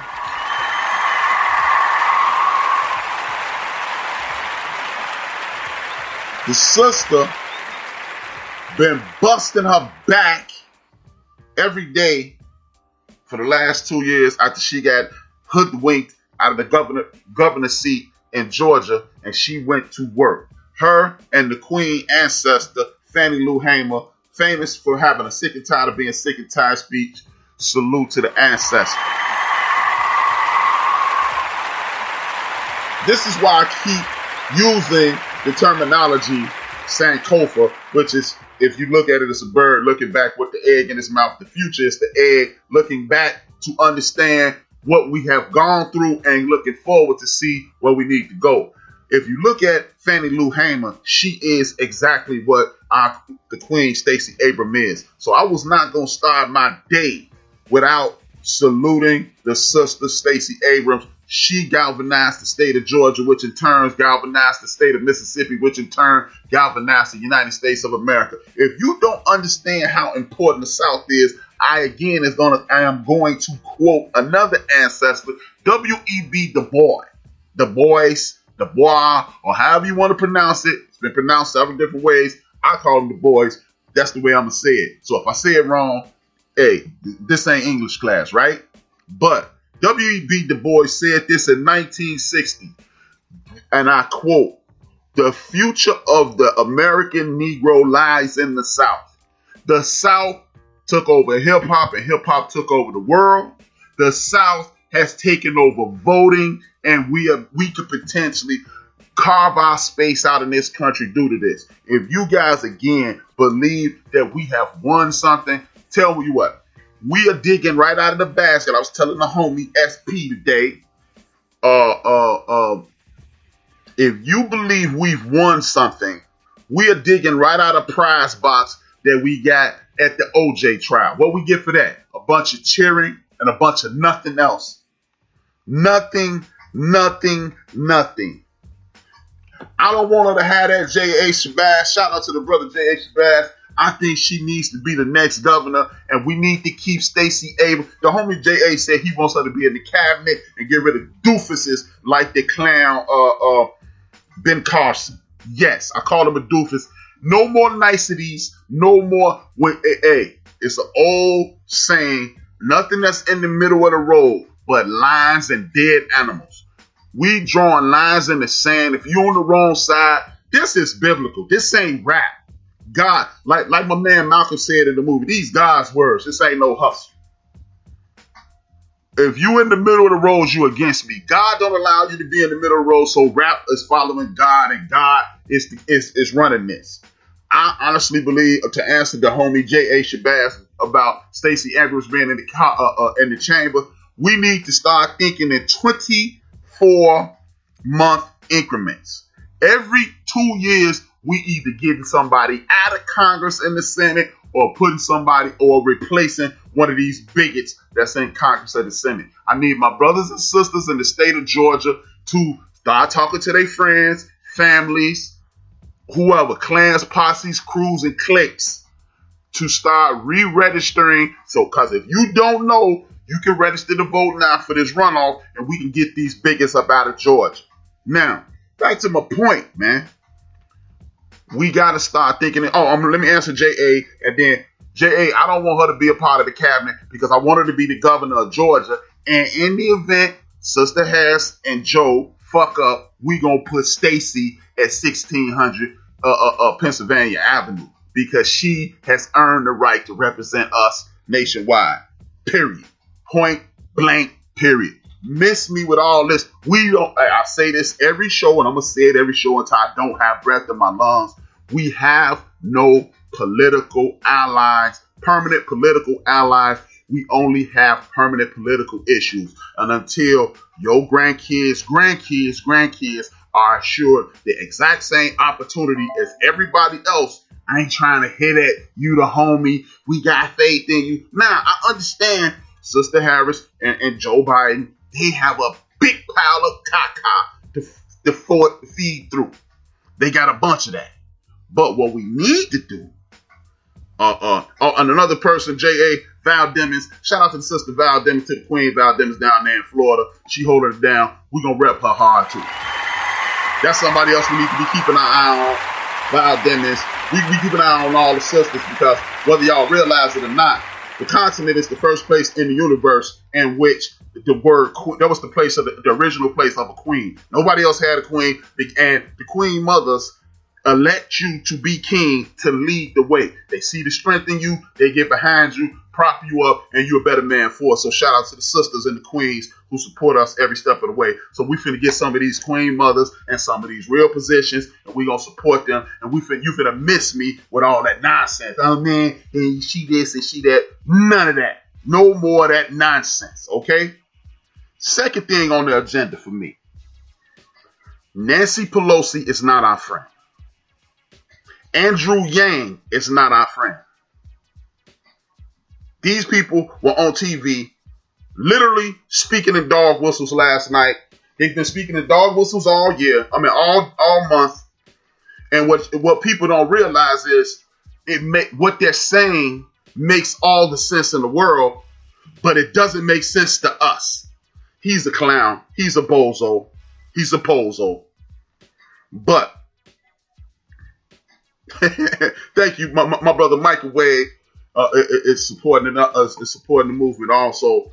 But the reason I say Nancy Pelosi and the brother Andrew Yang are not our allies, and this is how you know you don't have permanent allies in politics. You only have permanent issues. They start talking about reconciliation. Well, we got to reach across the aisle. Look, Joe ain't our friend either. Sister Harris, it's to be determined. But Joe is not our friend. Let me tell you why. In politics, do you understand, as the Sister Phyllis just said, we got to get rid of Mitch McConnell. Guess who Joe's his closest political friend is and helped him reach across the aisle and do some things with Obama? Mitch. So if you got a creep-ass homeboy, you might not be our friend either. But I'm gonna give you the benefit of the doubt. But as I keep telling y'all, we do not have any permanent allies when it comes to politics unless we elect JA or RC or somebody like that, microwave one of them. Otherwise, I ain't trying to hear none of that. None of that. I'm just letting you know, if you are down with the whole political get down, you're not down with rap. But back to Nancy Pelosi, who's not our friend. Andrew Yang is not our friend because they were using dog whistles talking about reconcilable differences. We need to reconcile our differences with the other side of the aisle. Do you know the first time that was said in the United States of America? Let me know, y'all can tell me how it worked out for us. The first person who ever said those or used those kinds of terms is President Ulysses S. Grant, former general for the Union, helped us defeat the Confederate, right? And 7 years into Reconstruction, what we heard was this.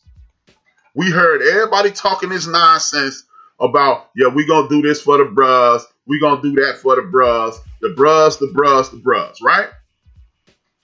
But the bruhs didn't get nothing. You know what the bruhs got?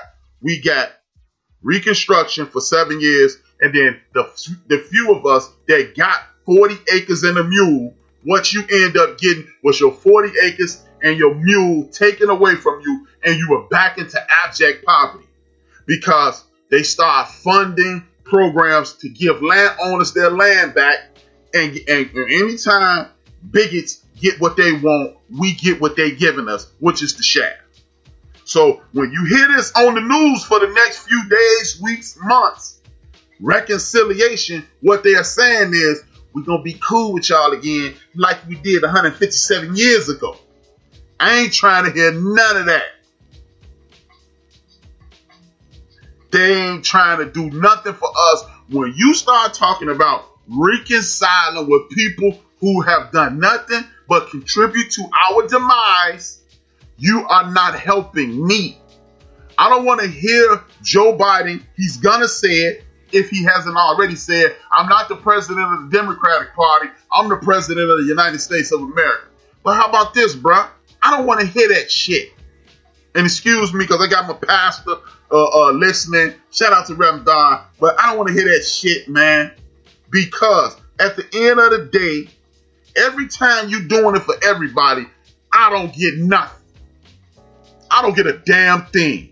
So when they start talking that, start taking notes. See, we engaged this time, but like I said, 24-month increments is what we're going to have to operate in. You got 24 months to get this right, or else we're going to replace you in Congress. You got 24 months, we're going to replace you as a representative. And then after that 24 months, it's going to be 4 years, and guess what? You either doing what we say, or we going to get rid of you too. That's it, man. There are no options. We have no permanent allies. It is nothing but enemy. We got permanent issues, period. I'm not trying to hear that, man. And when people start talking about that, let me ask you this. Did you know when they started talking about reconciliation with Ulysses S. Grant, the very next president, he created the Department of Justice. You know, the same Department of Justice, I only start watching CNN Thursday ass people, or I start watching CNN around August, and the crime bill. The same group of folks that created that damn crime bill was created after reconciliation of the South. And then you start getting laws like no loitering or you go to jail. Knowing that the 14th Amendment says if you are a criminal, you can be put back in slavery. I got a grandmother, my grandmother's grandmother used to be, my grandmother's grandmother used to make 17 cents per year as a sharecropper. So when you hear reconciliation, yeah, this is what happened with reconciliation. We get cool with the South again. We get cool with our white nationalist brothers again. And then we take the land that we gave the black folks from them and we put their ass out on the street. Then we create a law that if you standing out on the street too long, we're going to lock your ass up and put you back into slavery. Or you can take the option behind door B. The option behind door B is to lease you out some land, take 80% of your profits, enough for you to come back and take 80% again, and then you are staying in abject poverty. So either I can put you in debt to the people who owned you, or I can put you in jail by the people that owned you. Don't fall for the banana in the tailpipe. This is BS. Pick a side. Van Jones sucker. You out of here. We canceling him. When you on TV and you talking this madness, you get the crying on TV, his sucker ass, we got to get rid of him. And see, when people like Van Jones, oh man, rap, stall him out, give him another chance. No, he is playing the middle because it wasn't cool to, when you thought Homeboy was going to win, you was like, well, Harris and, Biden, he's problematic and, and then now you on TV. It's morality. I can tell my kids about morality. You can tell your kids about morality in the face of the devil himself. You a chump and we getting rid of you and we calling you out. Second person to be called out. I said I wasn't going to call him out, but I'm calling him out. Mr. O'Shea Ice Cube Jackson. You put out this sucker ass tweet the other day. I'm not trying to hear. Bruh, I'm not going to accuse you of anything, but this is what I'm going to do. I'm going to let my supporters hear what you tweeted out, and they come to their own conclusion. I'm not saying anything. Let me get this straight. This is a direct quote from O'Shea Ice Cube Jackson. Let me get this straight. I get the president of the United States to agree to put over $500 billion in capital in the black community without an endorsement, and niggas are mad at me. Have a nice life. Mr. Jackson, miss me with that, man. Because, for the record, folks, it was this guy. He was a minister of this upstart religious situation called the Nation of Islam. He had just come out of prison, and he quickly became the face of the Nation of Islam. He goes by the name, he was born as Malcolm Little. He's commonly known as Malcolm X, and his name at death was El-Hajj El-Malik Shabazz. Right? His Q rating, meaning his popularity, was about 30% of the population. There's another guy by the name of the great doctor, it's the great El-Hajj Malik Shabazz, and the great ancestor. Both of them are equally great. I'm not picking a side. The great Dr. Martin Luther King Jr., his Q rating was just as low as Malcolm X. Meaning, most people that look like me and you wasn't rocking with them. See, Mr. Jackson don't read. He don't do research. So he didn't realize he would get pushback from the people he was, quote unquote, attempting to say. It's his other brother who from he hid out in Ethiopia. A whole lot of people weren't rocking with him either. Jesus, motherfucker. So when you're trying to help people and they look like you, a lot of times they don't support you because they don't see the light. That's why you are allegedly stepping out there. So when you make a dumbass statement like $500 billion, just say $500 million, bro. Just say $500 million, bro. And all I want to do is this. Hey, all the people who listen to my show right now, I'm going to play the lottery tonight. And if you're listening, send me a text message. I'm going to give you $1 million. You know why you might not get that $1 million? Because it ain't no guarantee my black ass going to win the lottery. So somebody offer you $500 million, $500 billion, $500 million. the same motherfucker that offered you, that don't want to pay your aunts, your uncles, your brothers, your sisters, your nieces, your nephews, your cousins, and your homies who didn't make it, unemployment relief, gonna give you $500 trillion, $500 billion, and stay $500 million, bro. Stop trying to make it seem like what it is more than what it is, because $500 billion sounds like it's more than than 500 million, but it's just like saying 6 is more than a half a dozen. So Q, miss me. Hey, RC, it was a 10-part get down, but when you make statements like that at any part of your day, to me, what it sounds like is in 6 months when we're not hearing from your ass, you got a way to say, hey man, see, blah, blah, blah, people didn't appreciate me. Now, if I'm wrong, I come on these airways just as vigorously and say, you know what, I was wrong about Jackson. But as far as today, I'm going to need Ice Cube to grab the nearest chair, and I'm tired of it. Nobody follows trailblazers. That's why they're trailblazers. They are cutting a new way, and it's going to be difficult. So most people are not going to follow you. Everybody didn't follow Marcus Garvey. Everybody didn't follow the Noble Drew Ali. Everybody didn't follow Elijah Muhammad. Everybody didn't follow Malcolm X. Everybody didn't follow Dr. King. Everybody went down with the Black Panther Party self-defense. Everybody went down with the Student Nonviolent Coalition. But those brothers and sisters said, it's time for me to step up. I don't give a damn what people say. I don't give a damn what people think. I'm down. I'm in. And bruh, you talking that nonsense. We know damn well that bill ain't getting signed. Shout out to RC. Exactly. $500 million to a dude who don't even have a job. See, we so caught up in, man, they didn't do this for us and they didn't do that for us. Tell you what, you can make that complaint to your man HRap if you go to committee meetings, you go to city council meetings, you vote for your city councilor, you know who your sheriff is. If you are politically engaged and you support Q, then HRap need to shut up because I'm down. But most people don't. If you ain't got a plan for us, I understand that. But Ice Cube don't have a plan. He used the same plan by the aforementioned great ancestor W.B. Du Bois. You with the same you got the same plan by our ancestor Whitney Young, same by our ancestor Huey P. Newton and Shirley Chisholm and Dr. Claude Anderson, and I could go on and on and on and on. And the fact that you talking to a joker that called his plan the Platinum Plan, that's almost as insulting as this dude on TV talking about he got Popeyes. That's the only thing that's more insulting to our community. I got Popeyes. Allow me to digress. So, you got to pick a side, man. To quote Dr. King, don't watch people when they're comfortable.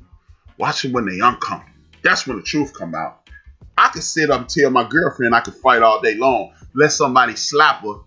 She's going to look over at me. Okay, big bad wolf, time to blow the house down. That's when you acknowledge what time it is to do. Q Jackson is running for responsibility. Exactly. I can't read it all, J.A. I only got a little bit of time. But you know what? It's easy to sit at home while bored and impatient and lash out because you were told to wait. Exactly. Why would somebody tell you? Why would somebody who don't know if they're going to get a job tell you what they're going to do if they get a job? See, again, we so caught up in getting the shaft that, oh man, see, the Democrats blew us off again. I would rather you say, hey man, wait till I get this gig and then I got you. How am I going to an interview talking about, I got you, Joe, I'm going to get you hired just like me? I don't even know if I'm going to get hired. Back to J.A.'s comment. He was told to wait till Joe was in power, then had talks. Dumb Donald promised him anything and then used Q like a porta potty. Shout out to J.A. Exactly. I'm glad I read that. Back to the show. And then when he can go meet with Biden now, he gets mad after jumping out into a debate a day late and $1 short. Exactly. Yeah. Hey man. Yeah, I got Popeye's commercial. I might punch Buddy in his face after seeing him. Now, we don't need to be celebrating. This is why we don't need to be celebrating, brothers and sisters. We don't need to be celebrating because of this. Do you understand who signed the Civil Rights Bill of 1965? Lyndon Baines Johnson. That was the last time a Democrat won the white vote in America. Listen to what I said. I'm going to say it again. Lyndon Baines Johnson, the dude who called the Civil Rights Act, y'all ready? The nigger bill. Not the N-word bill. The nigger bill. The dude who called it the nigger bill. This cat signed it, and that was the last time a Democratic president won the white vote. So that means white folks don't be rocking with the Democrats because they rocking with what they rocking with. And see, when you say things like that, it's a brother and a sister and a non-member of our immediate family, some cousins out there, some lighter cousins or whatever. They out there saying, not all white people, right? But here's some facts. Fun facts for you. Doubters. Remember 53% of the white women in the United States of America grab somebody by the pussy. 53 last time. It's up to 55 now. The same women who he wanted to take over their bodies. The same women who this lady who was on the Supreme Court had Joe and Sister Harris. Not one. If you got raped, God forbid, if you got raped, you was gonna have to carry that baby to term and live with it, and then you got to have a child in the world living with the fact that he's here due to a crime. Who wants to live like that? Mama, why you put me up for abortion? Oh, well, because some stranger jumped down the alley and threw me on the ground and raped me. And then I was pregnant with you. And the government got in my business. Now, whether I agree with abortion or not, that's really not the point. It ain't my business. Guess what? I'm never going to have one. I'm never going to have an abortion. So I don't give a damn. I can't talk about abortions because I'm not going to have one. Just like the LGBTQ plus community. You anti-gay marriage? Don't marry a dude or don't marry a woman if you a dude or a woman. Mind your business. In Chicago, we call it stay in your fucking lane. Back to this. 55% of white women voted for Trump this time. The majority of white men rolled with Trump this time. How we win then? Because just the Navajos in Arizona, they had a 90% voter turnout. 78% of them said, we don't want to deal with Trump. And for you brothers and sisters that's mad at the Cubans down there in Florida, understand what you see. In order to be disappointed or angry with somebody, you have to understand where they're coming from. Some people, somebody call you the N-word, you got the right to be mad flat out. The whole world knows that's offensive. I don't give a damn what song, movie, TV show, greeting card, joke you heard and thought it was cool. You know it's wrong. It's a couple of words that we can shoot back, but we don't do that. It's not our nature. But you understand where I'm coming from. But brothers and sisters on social media mad at the Cubans. How can they roll with Trump? That's why you think the Republican Party uses words like socialism, synonym for communism. And when you come from Venezuela, who they struggle with a communist leader, and a lot of Cubans are mad at the Castro family, why the hell would I vote for that again? See, understand what you're up against. This is why you need to understand what you're up against before you label somebody, period.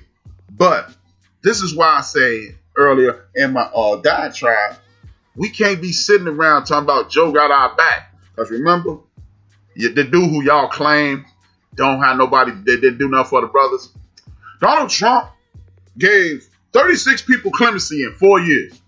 Yeah? Well, Barack Hussein Obama gave 360 people clemency his last day in office only. Dig that. Man, I could go through a myriad of things that Barack Hussein Obama did for our community, but that's not my job. I just gave you a fact. Research the fact. Once you research the fact, you'll go down that rabbit hole, and that rabbit hole will lead you to the other things he did. Again, stop listening to the people who don't have your best interest. Fox News, CNN, MSNBC, Entertainment News, and then start doing the research on your own, and you'll find out that no, Donald Trump didn't sign the bill to fund HBCUs. Barack Hussein Obama did that 9 years ago, and all this jerk ass did was extend it. If you don't know what I'm talking about, look up Alma Adams. Sister wrote the bill, gave it to my brother Obama, and bam. Am I a fan of Barack Obama? Nope. But I'm a fan of the truth. The truth. The truth. See, the truth don't care who tell it. I don't rock with him because I'm from Chicago. Oh, man, he from Chicago. Okay, he's Chicagoan, right? But I rock with Reverend Jeremiah Wright before I rock with Obama. And you turned your back on him. See, it's you turn your back on Jeremiah Wright to become the first president, but this dude ain't turning his back on white nationalists. Enough said. Back to the game plan. Sister Stacey Abrams either need to be the governor of the great state of Georgia, or she needs to be running for president because Harris and Biden didn't do what they were supposed to do, and she need to have the sister Val Demings out of Florida as a running mate, and we need to get behind them and get it cracking. See, we can no longer think in 4-year increments because, see, people like the clown Mitch McConnell was put in play to do what he's doing in the 60s. Hey, screw him. I don't rock with him. My man obviously threw a joke at me. It's an inside joke. No need for y'all to know. But, and I don't hate the brother. Don't get me wrong, man. I don't hate. Another thing, we're thinking in 24-month increments. Guess who else is up for re-election in 24 months? The governor of South Carolina. So the brother Harris, maybe it's the brother Harris and Abrams need to be on the ticket. Or the brother Harris needs to take over his state. I could be the senator, but I'd be the governor. See, man, I've heard the brother Jamie Harrison plan, and this brother is doing stuff for us. Us. I don't live in that state, but it's Ubuntu. I am because we are. See what I'm saying? We have to be more politically inclined. If you don't know how to play basketball, you get on the court and get your ass kicked until you get better. We do not have a very strong political IQ, so we must engulf ourselves in this. If you have younger friends and family members, educate them. If you have younger nieces and nephews, educate them. Because, see, we thought we won, but we didn't. We lost. We need to be encouraging people like the brother Wendell. Y'all know him as, what's his name? Wendell Pierce. Y'all know him as Bunk from The Wire and a few other things. This brother and his sister out in Compton, we need to be encouraging them to link up and then build a grocery store in the GA, build a grocery store in the AL, and in the SIP, and the FL, and then we have a chain of black grocery stores throughout the United States of America. Now, I know it's other people that own grocery stores, but the sister out in Compton, she about 27 years old. She owned her own grocery store. It's either Compton and South Central, be great, and the sister low key. They'll be able to educate y'all better on that. And Wendell Pierce, who kicked off a grocery store after Hurricane Katrina, we need to get behind them. See, all this arguing and looting and fussing and fighting, this all we got to do. The best way, I'm going to shoot out a meme later today. It's this brother sitting at a chessboard playing chess with a Klansman. He dressed up in his Klan costume. And the brother sitting there, and they say, how do you win? And the Klansman got a gun. How you win is you don't play the game. I'm not playing with you Klan clowns. Well, get up. We got to support the brothers and sisters. I'm saying y'all this app again, please. If you have, I want y'all to do the OBWS, Official Black Wall Street. If you download this app on your phone, Official Black Wall Street, it's created by a sister. If you drive past an establishment that is owned by us, it will send you an alert. Tell you the address. Now you shopping there. Another one. I need y'all to download this app that we spoke about on the Backyard Podcast hosted by the homie Big Illinois here in the chat room. Shout out to Big Illinois. Goal Setter. GOLASETTER. Goalsetter.co. Download that out. It teaches our young people age 4 and older financial literacy. So no more sending RC son a video game or something frivolous like that. No disrespect, RC. We're going to send you some money, but you have to take the financial literacy class to have access to the money. You also have to send Uncle HRap a thank you letter. Hey, thank you, Uncle HRap, for the $50. Now you can't spend it unless, or Uncle Knox, or whoever. So now they're learning. It's fun. And you get a debit card with them. So, Mom, Dad, I want $50 because I want this new video game. Okay, I'll put it on your goal setter thing. You got to go in there and learn financial literacy.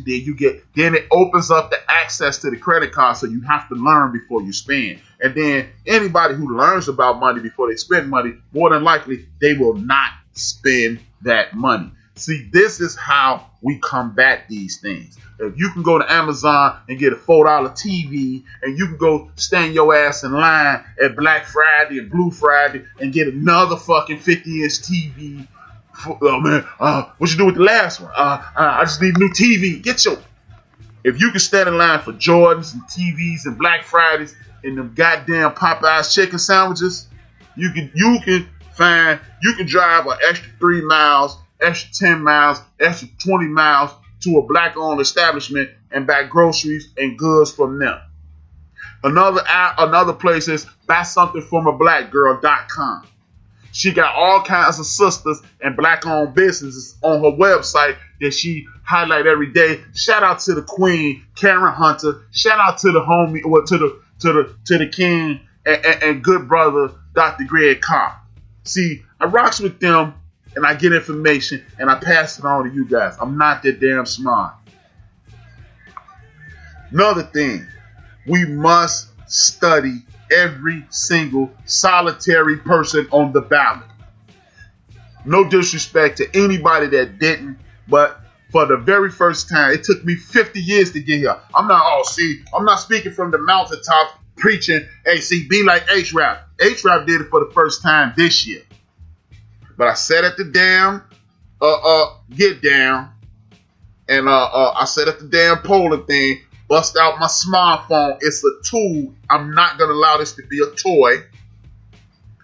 And I looked up all 60 judges rating in the Black Bar Association, the Black United Attorneys, and I looked it up in the Bar Association for the state of Illinois. There were 6 of them. They said do not deserve to be judges. So they didn't get my vote. See, again, today, no. Like I said, this is between rounds, right? They running the ice, the little metal thing over our forehead, getting down. We knocking back the blood. We throwing the water over our shoulders right now because we getting ready to go back out there and fight. Stacey Abrams, the homie needs to be Warlock needs to be the damn senator in the state of Georgia. Your friends, your families, your wino uncle, whoever you need to get to the polls, get their ass to the polls.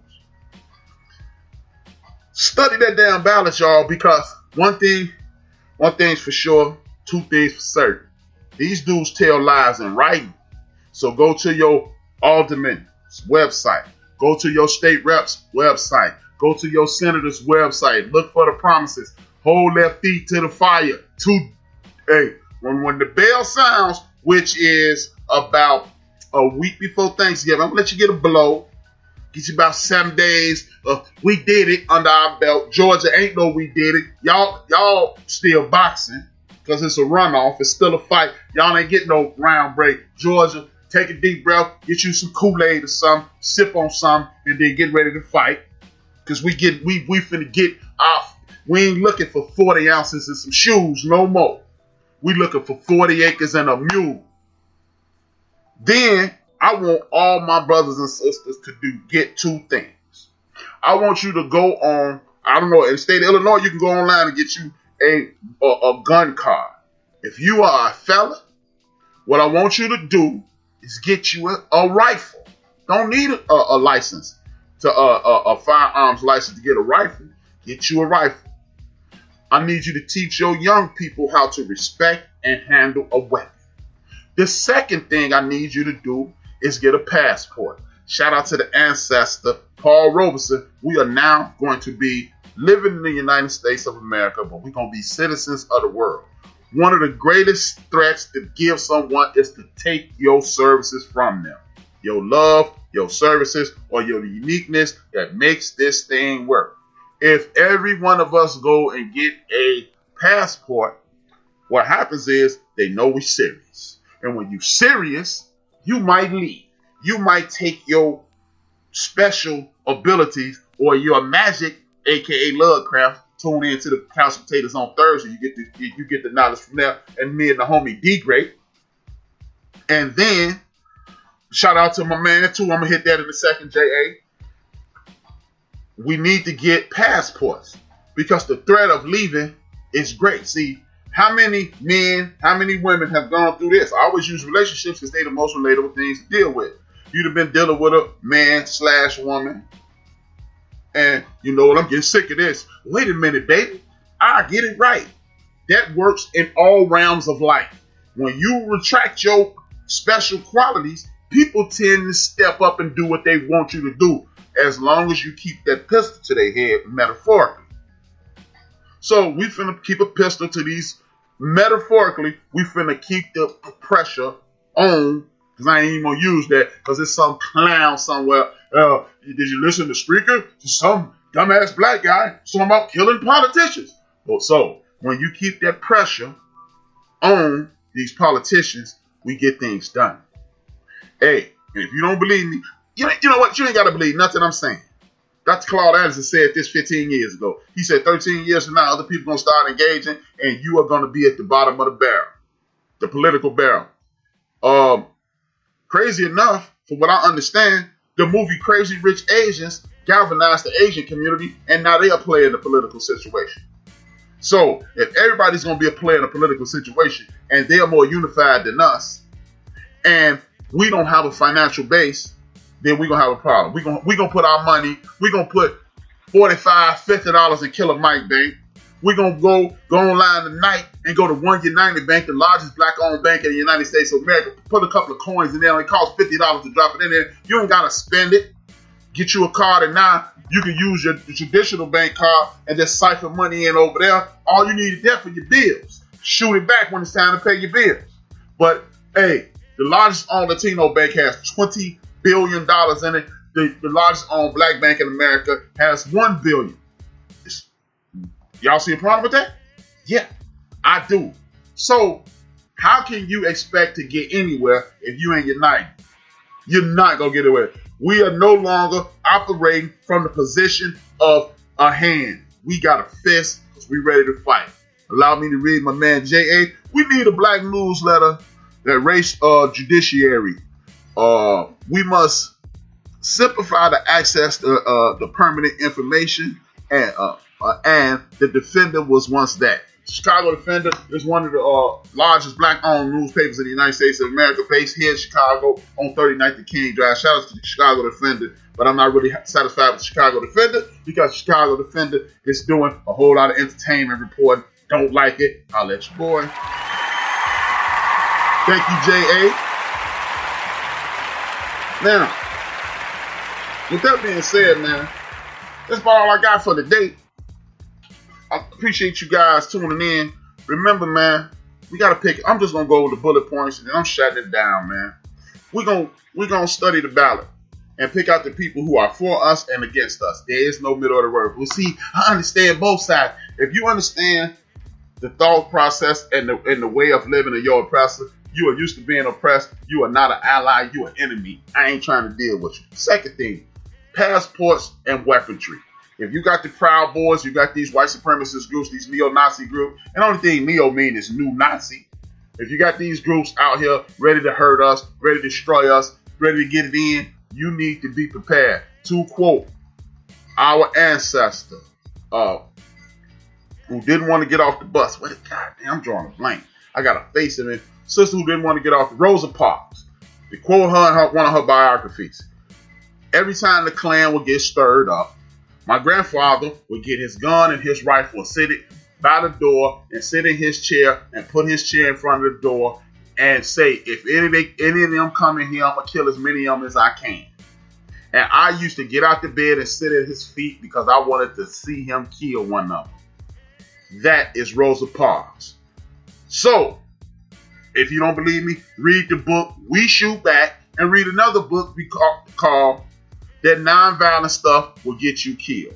We have never been cowards. We have never been currying away from a fight. We have never just been accepting of violence against us. That's the mission that they show you so you can get dumbasses to go, see, I ain't like my ancestors, sign these hands.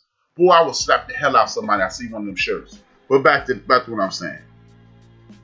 We're going to support, we're going to get firearms license, we're going to get passports, we're going to support our sisters, we're going to have a 24-month thought process. In 24 months, you got this to be done, or Gigi going to be the governor of Georgia. You got this to be done, or Mandela Young going to be the mayor of this. RC going to be the mayor here, or the state rep. That's how we have to think. Do what we need. Make a 10-point process for my brothers and sisters out there that are part of the Divine Nine, the part of the Masonic Order, the part of the Gangster Disciples, the Vice Lords, the Crips, and the Blood. Because guess what, bruh? If you part of one of these street organizations, you need to know who the state's attorney is, because that's who's coming at you. See, sister here by the name of Kim Fox, Lincoln Park High School, North Side, where I'm from. Big ups to that sister. She stopped a lot of frivolous prosecution, you know, kind of like your boy Daniel Carroll did down there in Kentucky. You know what I'm saying? Get people on your side. Hey, if you are breaking the law and have no respect for my community, I'm willing to sick those dogs on me. Kids, hey, by the time we croak, our kids need to be back on the street playing outside. We need to shut down the Gestapo tactics of the FOP, Fraternal Order Police. We need to get this stuff right. Then we need to realize no permanent allies politically, only permanent issues. Then we're going to get behind Sister Abrams and we're going to find Reverend Warnock, Brother Harrison, and we're going to find out everybody in this nation who need us. See, me, personally, I want to open up police reform, and I'm going to go over it like I did on a Big Illinois show the other day. Tear down, burn down the police department, rebuild it. No more 6 months or 6 weeks to learn how to be a cop. What you're going to learn how to do is be a cop over 18 months. You're going to have psychological evaluations. And after you get those psychological evaluations, we're going to put you, if you don't have a diverse mentality, for one, you can't be a cop. And for those who do have diverse mentalities, we're going to give you community training. You're not going to ride around in that cruise all day. You're going to walk these streets and you're going to get to know the people in your district. Then we're going to go to these courts and these state's attorneys and these public defenders. Y'all not going to be shipping. This is not going to be a travel agency for the damn criminally inclined anymore. We're going to have drug courts. We're going to put people in play to salvage our young people. So when they go to court, when they go to jail, they're going to learn a skill so they can come out. And then I say we put them on a merit system. And the merit system will allow you as a person who's broken the law, because you're not a criminal, you're not a convict, or you're not a felon. You're a person who went down the wrong path. If you do it repeatedly, then you're going to suffer the consequences. But if you're just a person who's disenfranchised and you go down the wrong path, we're going to give you a skill to get up out of there. We're going to give you some psychological evaluation. We're going to have a therapist there to talk you through some of this trauma that's being black or white or Latino or whatever you are, but I'm only focused on my tribe. It's all the trauma that it takes to be a black person in the United States of America. We're going to get you some therapy. Then you're going to come out a better person. Then we're going to, if it's on me, Harris and Biden need to set some of them people free since you're so goddamn sorry about the crime bill. Sorry for my profanity, people, but I'm upset. I love my folks, and I'm tired. I'm Fannie Lou Hamer. I'm Freddie Lou Hamer. I'm sick and tired of being tired.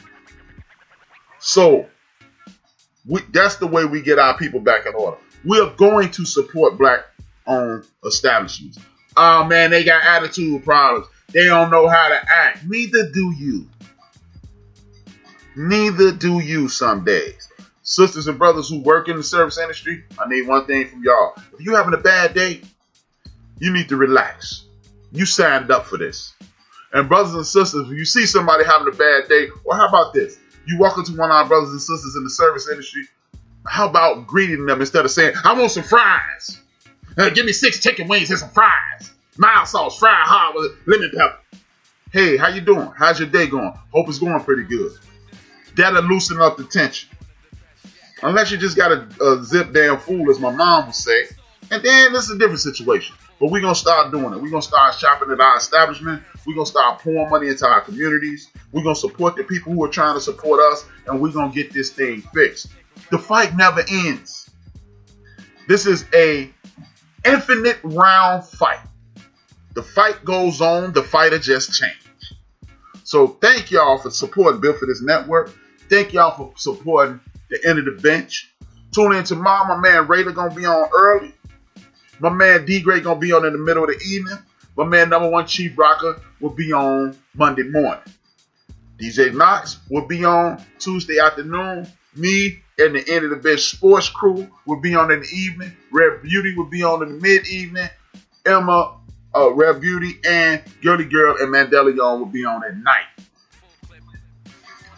Wednesday, Westside Wednesday with the homie D-Gray. Deacon Dale in the evening, my man Big Illinois, and the crew that includes me at night. The grand return, second episode of the return of my favorite show on the network called Theory of the Culture with Mad Knox, James Earl, and Chiz Roundtree. I don't know if James is going to be there. It was dope chemistry. Loved it. Hope y'all tuning in. Then, me and the homie D-Gray, we dropping gems on y'all, man. We watching, we BET. We the new BET. We the couch potatoes. We talking about shows that you can embrace. This week, we will be covering the second episode of Fargo. And 1 second, I got to get this from the Sister Shelly Q. Got to pull this up from Sister Shelly Q. Give me a second, work with me, people. Because I didn't write this down. I knew it was something I needed to write down. I did hit the Sister Shelly Q. Shot us this.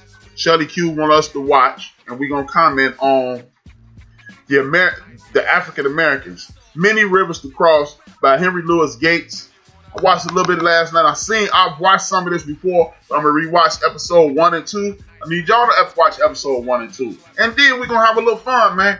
Y'all know HRap might be the silliest dude in the whole Spreaker universe. So we're going to make top 10 lists of the dopest TV shows ever. Top 10 lists of the dopest TV shows ever. Tune in to me and D-Gray Thursday. We're going to have a little fun. We're going to drop a little knowledge. Hey, man, it ain't about being serious all the time. It ain't about the mission. Martin Luther King, the great Malcolm X, the great Martin Luther King, the great Malcolm X, the great Huey P. Newton. And if you look up the great brother, Stokely Carmichael, a.k.a. Kwame Ture, he's smiling all the time. So the mission does not call for us to be on the ice grill at all times. We're going to have some fun too. But we also need to understand, we're in a fight. Traditional series this week, comedy series next week. So tune in, man. Check us out. Then Friday, Mad Knox burning it down. Big Illinois on the repeat side of the game. He coming back like he avenging his brother's death. Purplelicious and the homie. Wednesday, Deacon Dale. We're the happy hour with Deacon Dale right before I said that. And then Deacon Dale and Purplelicious Saturday mornings or Saturday afternoons, depending on where you are in the country. And then in 166 hours. 168 hours in a week, but I'll be back 166 because you got to subtract 2 hours from this week because that's how long this show has been at. An hour 55 minutes. Your man will be back.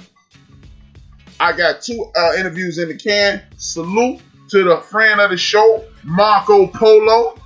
Salute to that good brother. Thank you for gracing us with your presence. I got Skazoo. I'm doing an interview with the homie Raz Cass tomorrow offline. So I want to send y'all down the rabbit hole again.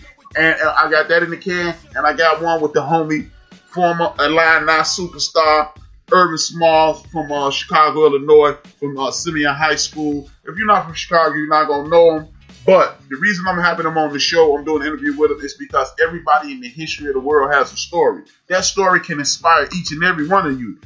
If you are in a horrible situation, we're gonna talk to some people who've been down the rabbit hole of destruction. We're gonna talk to some people who are at the mountaintop of success, and everybody in between. Everybody has a story. You need to listen to it. You need to grow from it and be a better person because of it. Thank y'all for tuning in. I am HRap B. I want you guys to listen to this next history fact or history moment, because it will again ensue that you'll be a better person. I give y'all these gems to hopefully enhance your life. With that being said, salute to the God Podfather, aka Reggie O'Shea, aka Combat Jack, for inspiring a lot of us in this podcast universe. And I always quote the man, salute. He's an ancestor now. He's protecting us all. Dream those dreams and man up and woman up and live those dreams, because life without dreams flows in black and white, and life with dreams flows in technicolor and surround sound. 2 fingers, 1 word. Keep your ears on. This is HRap B, and until next week, I am out. Freddy the Fox with Premier, bring the beats. No, it just don't stop. It's the militia. I know thy works, and tribulation, and poverty, but thou art rich.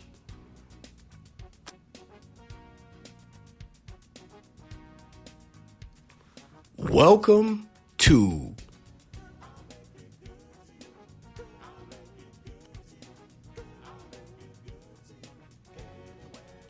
the Black Excellence and Abundance Channel.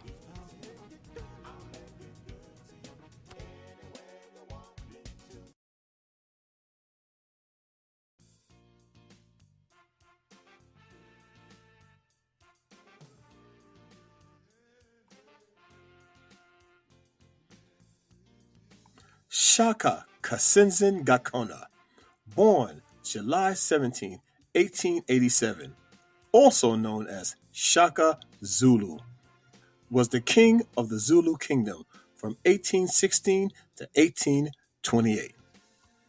He was one of the most influential monarchs of the Zulu kingdom. He was responsible for reorganizing the Zulu military into a formidable force via a series of wide-reaching and influential reforms. The reforms allowed for the Zulu army to fight with Europeans on equal terms. He was the son of the Zulu chiefs Sinzing Yakana, and he was rejected as his illegitimate son. Shaka spent his childhood in his mother's settlements, where he was initiated into the Ibota Limpi, which was a fighting unit. He served as the warriors under Dingus Wayo. This is where Shaka learned his fighting skills and became a fierce warrior.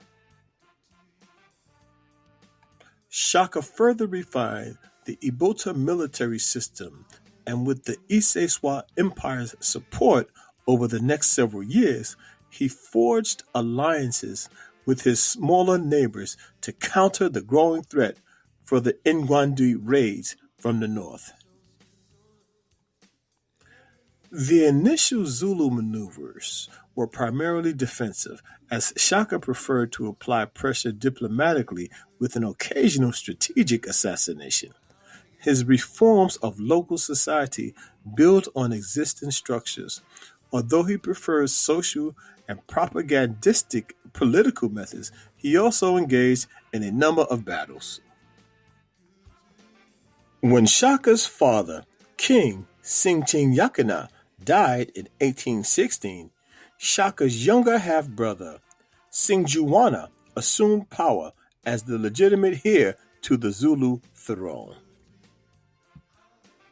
Sinjuana's reign was short, however, as Dinzing Wayo, anxious to confirm his authority, sent Shaka a regiment so that he was able to put Sinjuana to death, launching a relatively bloodless coup that was subsequently accepted by the Zulu. Thus, Shaka became chief of the Zulu clan. Now, this seems harsh to us, but it is not unusual for brother to slay brother in an effort to gain power over any particular monarch. And throughout history, it is definitely something that was done many, many times. Brother slayed brother, father, mother. It is not unusual in the culture of monarchs. Now, Shaka remained a vassal for the Mseswa Empire until Dinsingueho's death in a battle a year later at the hands of the Sway, a powerful chief of the Inwandwi nation. A vassal is a person who protects the throne, who protects the monarch. A good example would be Okoyo from the movie The Black Panther. When the Mseswa forces were defeated and scattered temporarily, the power vacuum was filled by Shaka. He reformed the remnants of the Mseswa and other regional tribes and later defeated Sway in the Zulu Civil War of 1819-1820. Shaka became the king. Nobody could fight like Shaka Zulu. Shaka, knowing that he did not have all the answers, was smart enough and secure enough to surround himself with people who were better than him in certain areas. His area of expertise was fighting. He was a fierce warrior, and he did this long before it became common practice. He revolutionized his kingdom.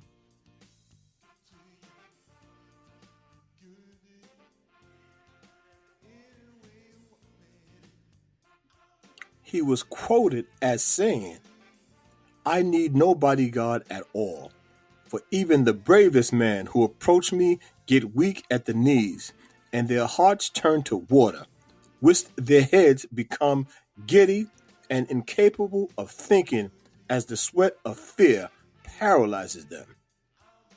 This warrior was fearless. Over thousands of years, the Zulu ancestors, the Nguni people, migrated down the east coast of Africa as part of the Bantu migrations. They eventually reached South Africa around the 9th century AD, where a small Zulu clan formed. In the early 1800s, the famous Zulu warrior and king, Shaka, united the Zulu tribes into a powerful kingdom.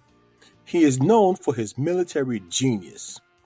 The Zulu tribe celebrate Shaka Day in September each year. His legacy lives on to this day. This combat genius created and implemented the bull horn formation. This is a 3-part attack tactic where the most experienced fighters would form the chest of a bull, pressing enemies at a vulnerable position. The youthful and aggressive warriors would then form the horns and trap the enemy within the semicircle.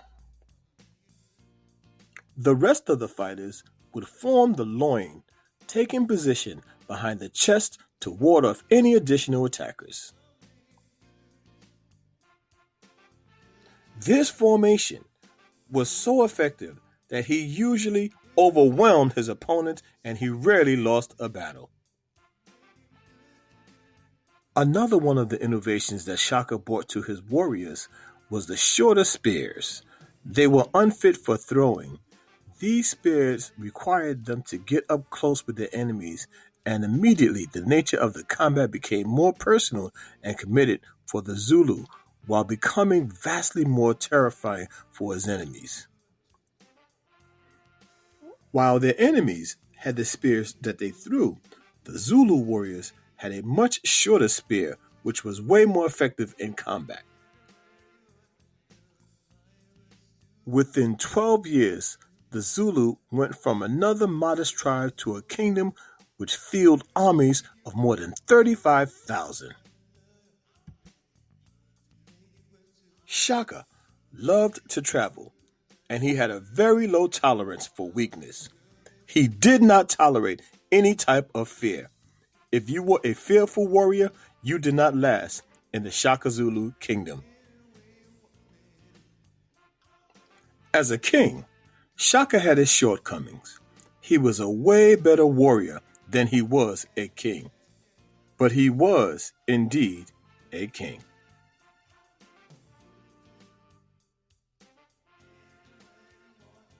This legendary warrior left a legacy that stands to this day, and he's one of the greatest fighters the world has ever known. King Shaka Zulu. Thanks for watching. Please like, comment, share, and subscribe. And remember, thou art rich.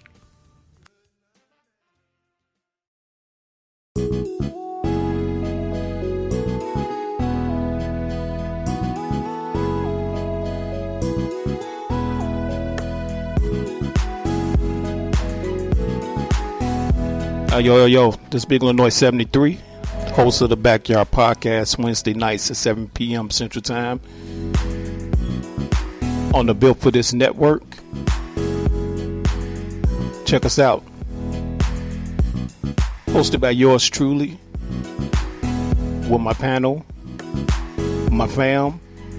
We got the sister Kim Webb, the brother Dre MC1, the brother Anuliel, and the brother HRap B. No topic is off limit. We laugh and joke. We get serious. Try to be informative. Check us out. Once again, that's the Backyard Podcast, Wednesday night, 7 p.m. Central Time. Let's go.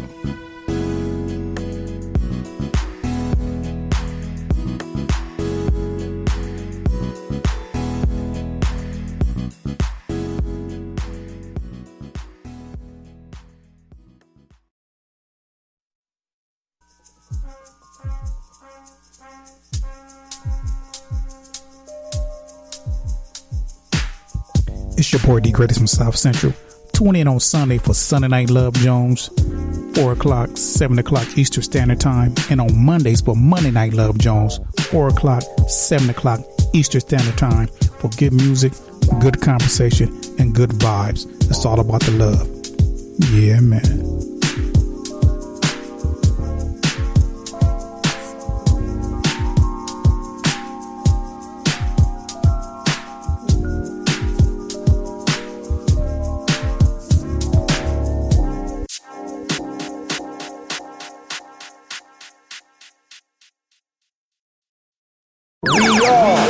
Built for this network, for the strong, not the weak.